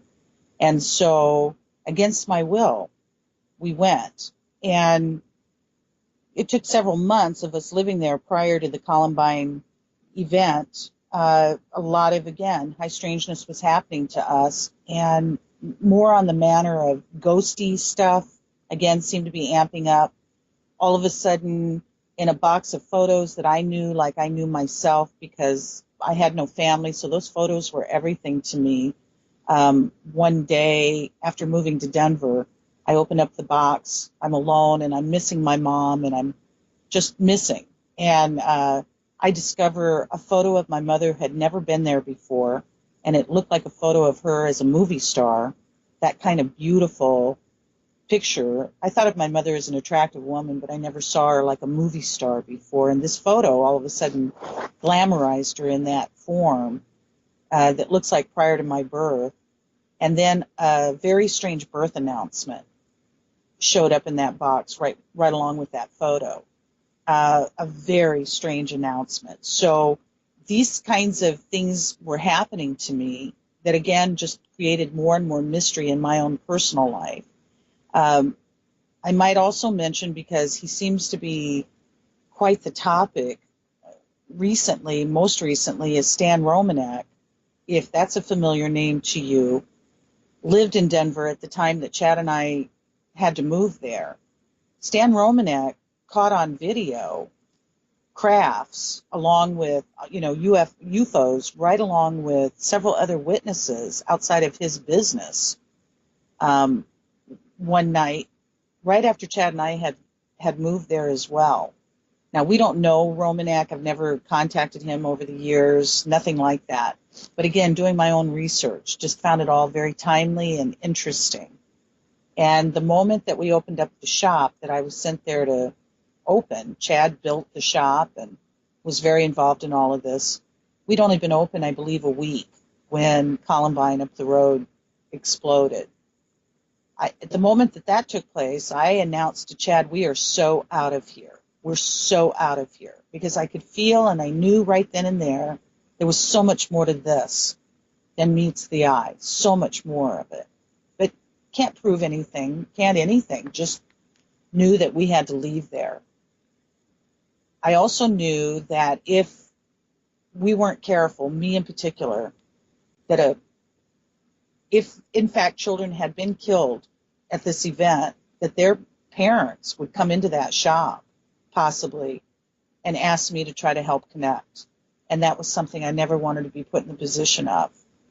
Well, in fact, before we could get the shop closed, meaning, that the family that owned the business came there and saw that I was not wanting to stay there and what have you, and they just made the decision to close the business. But before we could get the business closed, in fact, one of the child's parents' mothers did come into the shop. Now, what was so bizarre about that is, again, I can't prove anything that I'm saying other than observing and being a sensitive. Chad and I and our friend were all observing this mother with her friend come into our shop. It had been indicated that this was a mother of one of the victims from Columbine. But I got to tell you, her behavior and her energy was so strange to me. I realize everybody grieves differently, as they say, but it just added as much mystery to all of it as all the rest of it did. Now, she chose to not want to go any further with it as far as asking me to try to connect with her dead child or anything like that, but I certainly was being prepared for it, and I didn't like it. So it wasn't too long after that, then the shop did close, and we relocated. We came back to New Orleans. But again, I have a very strange history with Denver and very uncomfortable. And I just invite, for anybody that's interested, explore Columbine. Really explore it. Follow any path you feel guided to follow, but certainly explore it. Thank you for your take on that. Interesting story to say the least. And yeah, Columbine does have a lot of things going on with it that's worth exploring. strange encounters continuing. Should we say Mm, following you? I'm reading mm, directly off the info thing here. You discovered a Sasquatch creature, Sasquatch, ghosts, red orbs, lizard monkeys, and so much more. mm. Let's take this one by one. Okay, Sasquatch creature. What is Sasquatch? Well, it's definitely not one definitive answer, as the based on the evidence suggests. I mean, some Sasquatch, very small percentage, I would likely have to assume, are of some sort of an undiscovered, undetermined, non-acknowledged ape-like race, primate type race that's not easy to find. I mean, just like the gorillas in Rwanda are hard or very hard to find, so too are Sasquatch that exist out there hard to find. But that's a really small percentage, I have to say. John Lear did mention when I interviewed him that there is a race of Sasquatch that lives on Mars that was brought to Earth somehow back in the day. But that's just maybe just one race.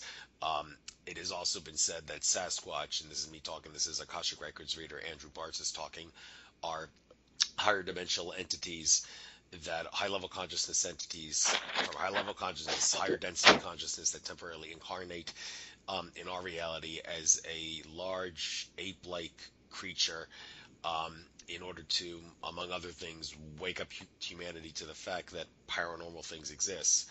My gut and my heart are telling me that the same could probably be said with the Loch Ness monster, and its equivalents like Champ. There's a monster in Lake Champlain that people call Champ. That's probably like the Loch Ness monster and other sea creatures, just like Sasquatch, high-level conscious entities, temporarily incarnating as an elemental entity that we can perceive in this reality.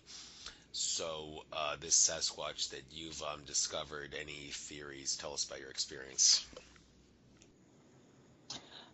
Okay, so in my experience, it involves, first of all, and again, lots of details, not enough time, but I'm really interested to have Chad share with you about his father and brother's experience with this. But I'll just again kind of frame this. In my experience, I had a full-blown, most terrifying encounter with a friend after we had seen UFOs in the night sky. We then had this unbelievable experience take place in our backyard that was all invisible. It was all invisible, but it was there were so many. And again, I have people completely shut down to me about any of this. Over the years, nobody has listened to me when I've tried to express to them what we experienced was all sound, but it was beyond terrifying, and I was sure we were dead. So you don't go around and think these stories up if you know, I'm certainly not that creative, that are going to terrify me to the point of where I'm pretty sure we're dead. This all took place off of UFO encounter. Now, if I might add, I find this the most interesting in our experiences of Chad's family, because Chad has a father and an adult brother that will not go public with any of this. Father won't even speak about this, but I'd like for Chad to share with you, because not only did they have the Sasquatch encounter, but the father had an encounter with a craft that sounds identical to the craft Chad and I encountered in 1995. Yeah, this was around the year 2000, I believe. And it's my brother and my dad.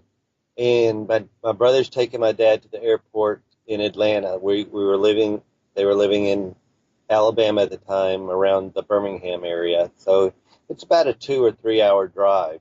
So, and he had a morning flight. So they had to leave early that morning.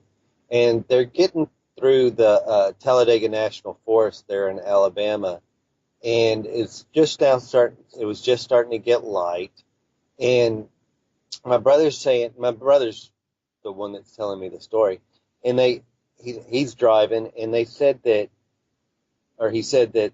they see this guy on the side of the road, and they thought it was just a guy kind of standing there with a backpack. Well, they get a little closer, and he said this thing stands up, and it's not a guy with a backpack. This thing is 7, 8 foot tall, hairy, And they said as they pass, and they say it's right there on the shoulder of the highway of what's that, 20 going towards Atlanta. And they said that they just kind of look at it as they're passing by, and it's looking at them and kind of turning at the same time towards the woods. And they said that it takes 2 or 3 steps and kind of disappears into the woods, and they pass it, but they're just freaking out. They're just tripping, you know? And so that was kind of their story on this Bigfoot Sasquatch creature. And apparently this area is known, and there has been other witnesses in the Talladega forest. And yeah, and as far as my dad's other experience with the craft, this was also in 2000. This was my dad and my stepmom go down to Cancun for the millennium, and they're going to go down. They get down there and they get all set up, and they're going to go watch the fireworks that night. So they get down onto the beach with their folding chairs and everything. And they said, well, when the fireworks started going off, it was really hard to see because of the light of the hotel. So they decide they're going to grab their chairs and move up the cove a little bit.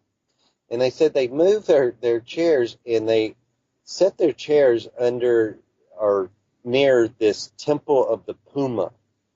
Now they said they get set up, and they hear this large cat scream. So, they're under this, they got all this darkness and temple and this cat scream. So that's just kind of weirding them out.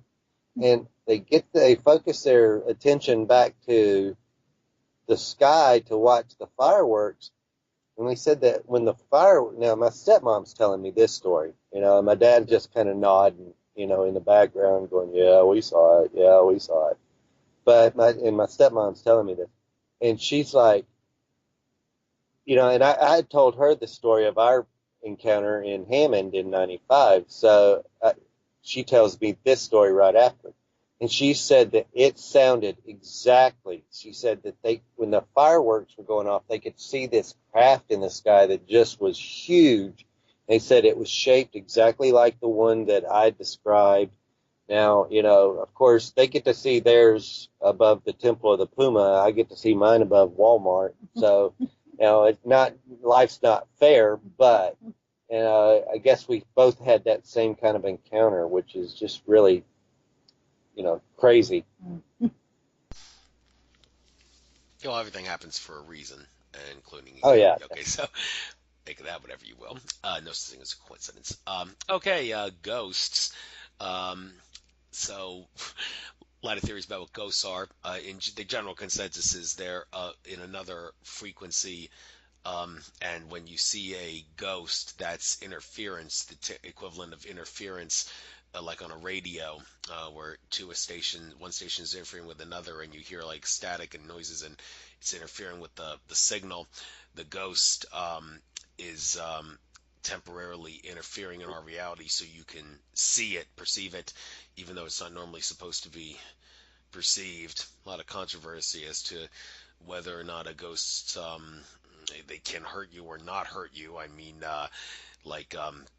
anybody who is a fan of the ghost Casper knows it's very not set in stone as to when a ghost can physically grab onto something. There are times where it can at will grab onto something and scare the bejesus out of someone by shattering a vase or something, and then they're like, what the hell caused that, when there was nobody else in the room, and see a vase shatter and they think it was a ghost or something else falling off a cabinet or something. And other times you see the ghost try to just walk through a wall, and you think, okay, well, if it's going to go through solid objects, how can it at will destroy things like that or make things move or hold on to things and such. Why are the ghosts in limbo? I mean, is it an appropriate term to use the term limbo to describe the state they're in? Are they really in that state because they have some sort of unfinished business, as the stereotype pop culture attitude toward ghosts goes?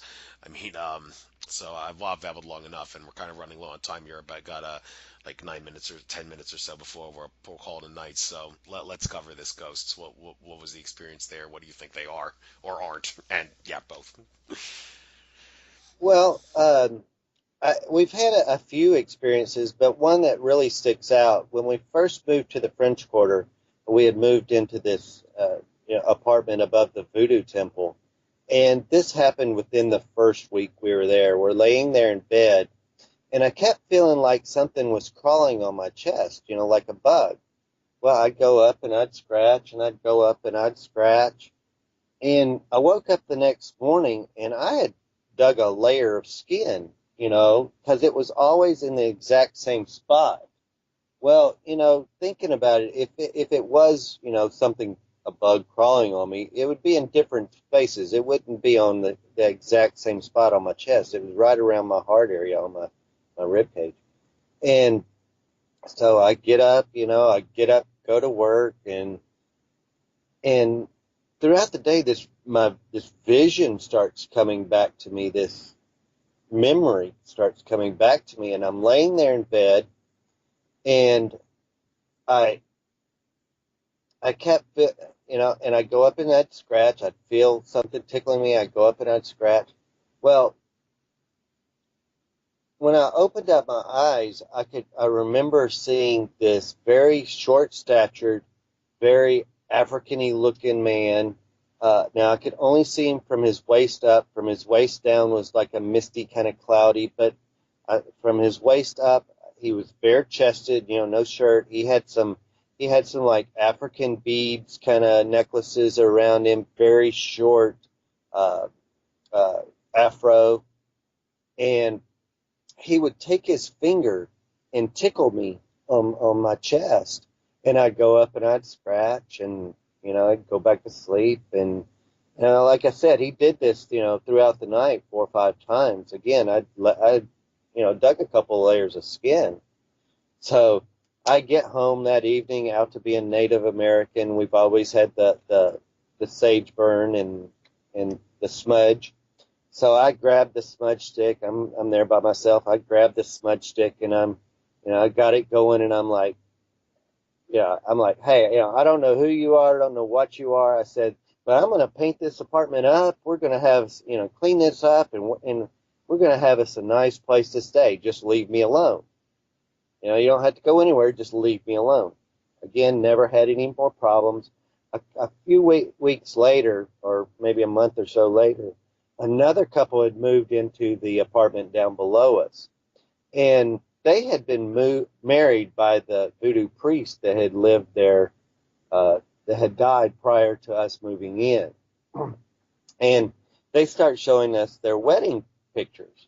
And they said that this, and then they handed me one, and they said, this is priest so-and-so. I can't remember his name, but this is priest such-and-such.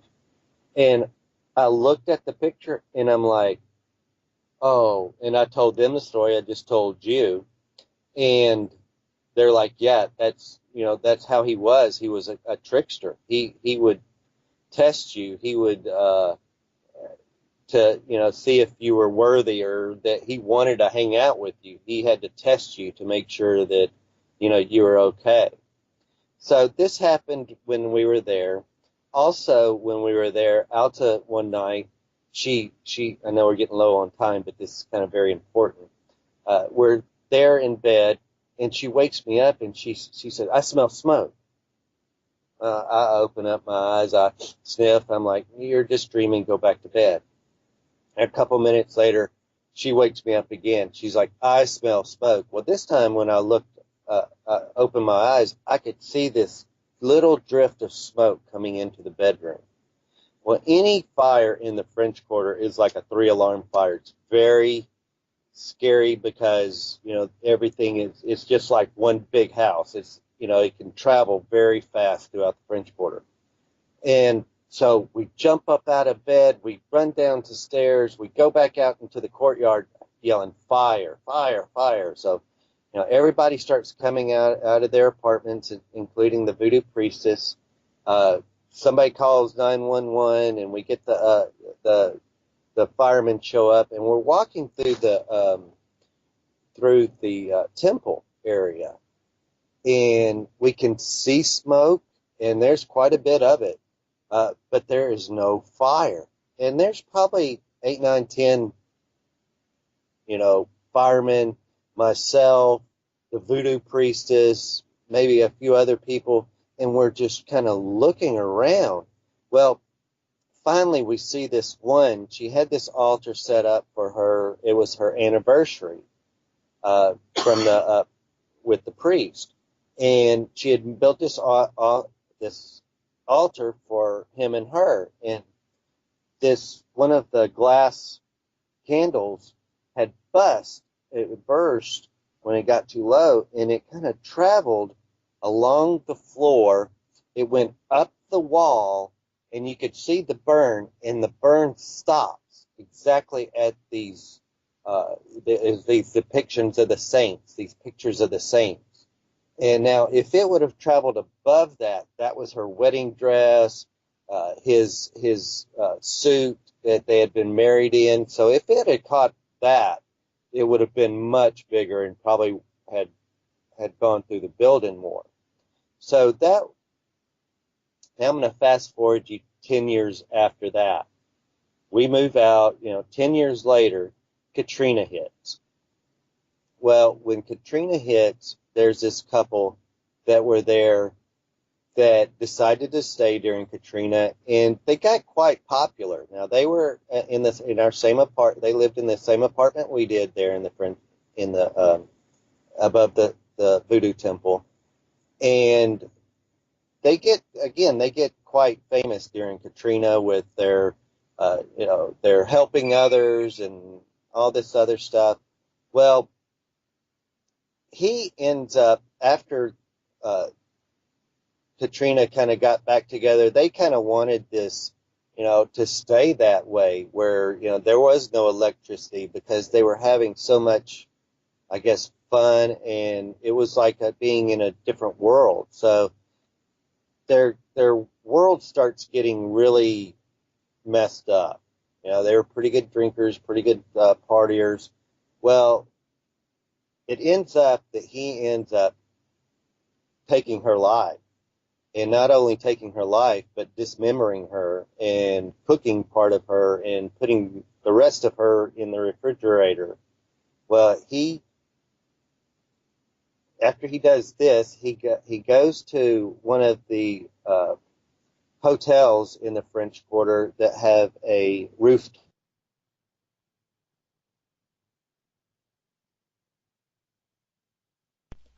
Hello, I think I just lost connection with you again. It, okay, did I just lose you? Yeah, apparently. You're back. Hey, how you doing? So Happened I again. don't know what happened with the Skype thing here. So Just keep going. he goes over to he goes up to this bar on top of the motel. He's been there a few hours, listening to music, having drinks. Well, all of a sudden, he just goes over to the ledge and just goes over the ledge, jumps over the ledge. Well, the police get there, and they find this note on his person, saying, "Go to this apartment, all this, and you'll find this." And when they arrive, they find the body parts and the dismembered girlfriend and all that. So, okay, so that was 10 years after our experiences.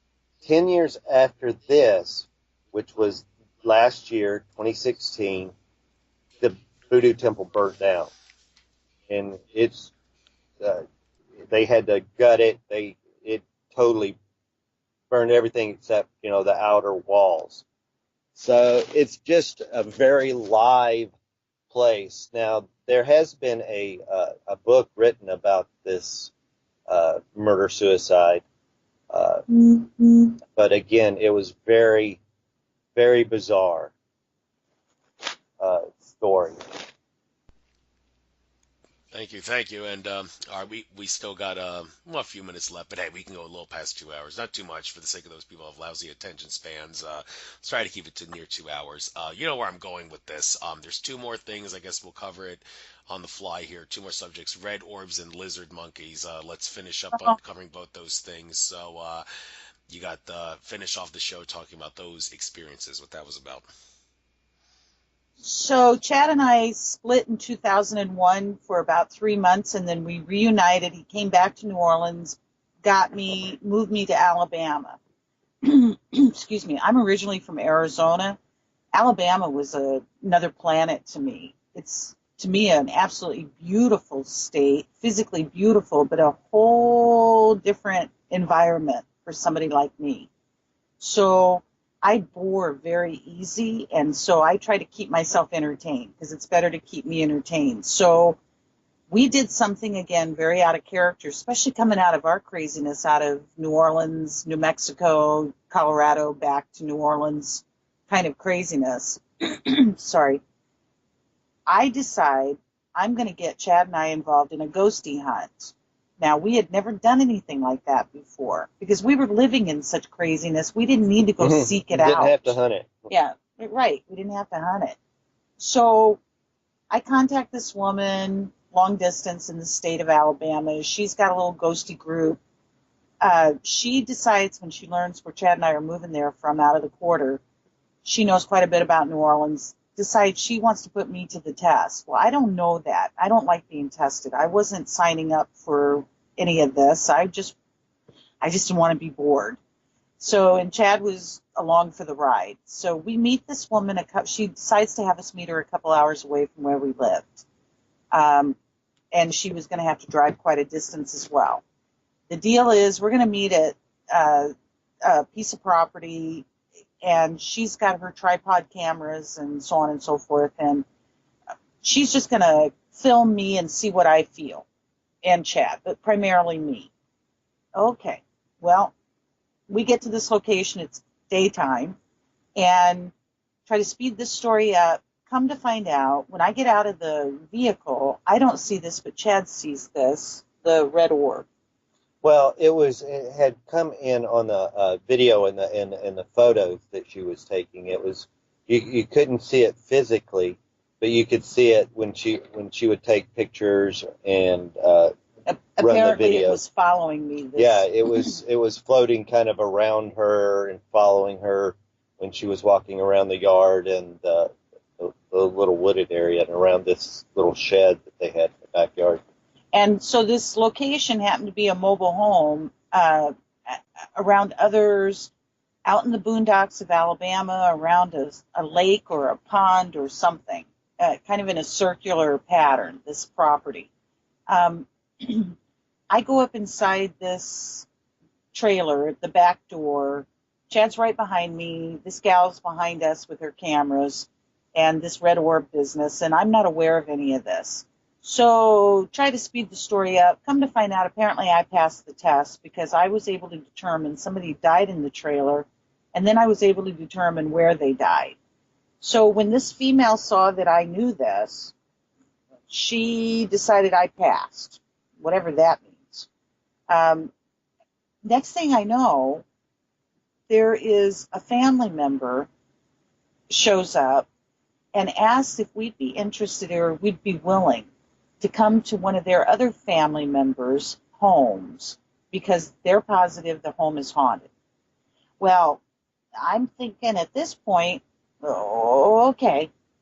And Chad, we don't realize how over our heads we are, but soon after we start to discover we're in way over our heads because the female with the cameras, I'm thinking she's got a group, but she seems to be a group of one, at least on this day. Well, we deal with this person's house and discover there's nothing we can do to help these people. The kind of stuff they're talking about huge freezers being picked up and thrown across the house, all all kinds of real poltergeisty, and I don't even know this stuff.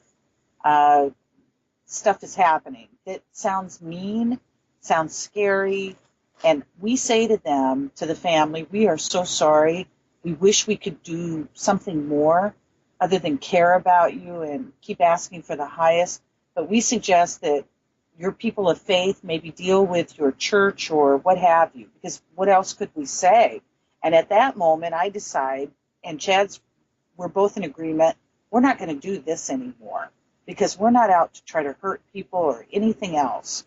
And this isn't funny, and this isn't television. So we saw a whole family in crisis, and we could not help them. So before we can get out of there, as we're hugging goodbye, one of the family members tries to give us cash. I said, oh, absolutely not. You know, we're just so sorry we can't do more for you. She tells us we've done a lot, but she has one more favor. Yikes. Next thing we know, she now wants us to go to one more house, and it happens to be the granddaughter of this old woman that died in the trailer. This granddaughter is 30, late 20s, early 30s, age-wise. She's got a couple children. She's also got a husband or boyfriend that looks like a biker. He's big and brawny like a biker, just to give you description.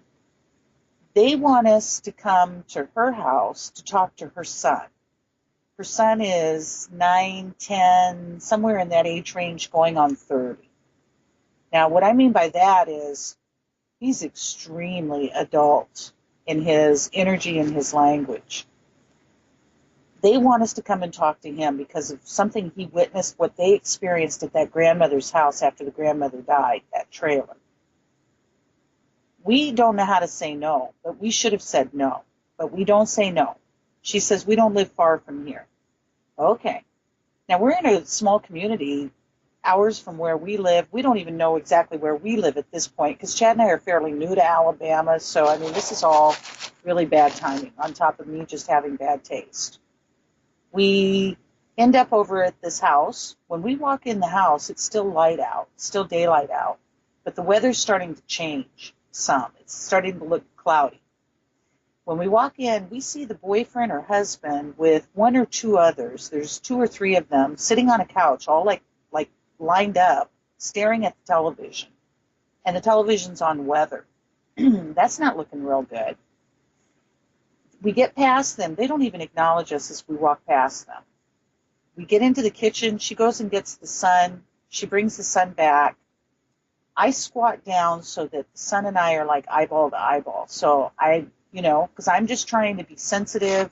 We don't know what we're doing. We have no idea what we're about to be told. I'm about to have Chad share with you what this little boy began to share with us. He said that he was standing on the front porch of his, I guess, great-grandmother's house. This was the first location that we were at where She died. Where she died and everything. So he's sitting there, and he's kind of got his hands and head up on the railing of the porch, and he's kind of looking down, and he said, all of a sudden, this little thing came out from underneath the porch. He said it looked like a monkey, but it had like lizard skin. He said that it was kind of all on all fours. It was walking, and it got a couple of yards like past him into the yard. He said it slowly kind of just turned and looked at him, turned back around and faced the way it was going, took a couple more steps, and just disappeared. Now, my first impression when he described this thing, because he said he said it looked like a monkey, lizard skin, it had little ridges, things down its back. What came to me was the chupacabra, not the dog thing that they talk about now, but when chupacabra first came out, they were talking how lizardy it looked and everything, and that's what came to me. But yeah, and you could tell the sincerity of this little boy, and then share what happened to his mother on that Oh, yeah. porch. And on that same porch, uh, again, they're having all this paranormal activity. Well, she pulls out the Bible and starts reading out of Revelations. And she's kind of walking around, and she walks out onto the front porch as she's reading out of the Bible. And she said that all of a sudden something grabbed her by the head. Now, she had really long blonde hair.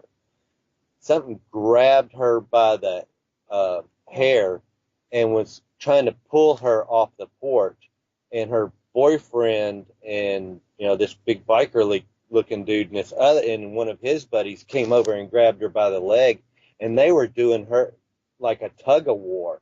And they were trying to pull her back into the house, into the mobile home, and this thing's pulling her by the head of her hair, and they're just having a heck of a time because it's fighting them. So about the time that we get this portion of the story, I'm looking at Chad, he's looking at me, and we are silently saying to each other, we got to go. It is so time to go. So we make our goodbyes. We get out the house. We get out of this house. We get in our vehicle. And again, just like we're on a movie set, the weather changes dramatically. And the skies are turning extremely dark. And tornado sirens are going off all around us. Now, this went on with us for several miles down highway. We're hearing sirens everywhere. Out in the boonies, they got these sirens set up and I mean, it's like they're coming out of the heavens. And the skies are turning so dark, and you just are pretty positive you're not in Kansas no more. And so we get to, there's more to this story. We finally plus we're disoriented. We've already gone through this insanity with all of this crazy ghosty monkey lizard stuff, demonic, whatever. And it's like, we're still trying to figure out where the hay we're at to get home, because now we're particularly disoriented with the weather. When we finally Chad figures out we're going in the right direction, we're still several miles away from home, from the small town we live in. And we're going up a highway, and the storms have started, the rains and the what have you. And now all of a sudden, I just build this story up because now all of a sudden the traffic is stopped. In the middle of the highway, I mean, just stopped, is a female now running up the middle of the highway, in the middle of the cars, screaming at the top of her lungs. Chad doesn't even think. He's jumping out of the car, ready to go, try to help, and I'm trying to scream to get him back in the truck, because, like, now it's what is going on? Well, what we've discovered is several feet up, a tornado has jumped the highway just in front of us and went up a small hill and exploded a brand new home. And it exploded it like a bomb. And Imploded it. What's that? It imploded it. Right. Imploded it. And so Chad, of course, is running like all are trying to get to it to see if there's rescue, what have you. But Chad realizes, smart, that, there's people way ahead of him that have gotten up there.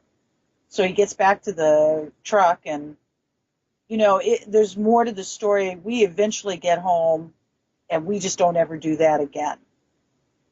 If I didn't say that before, we never did that again.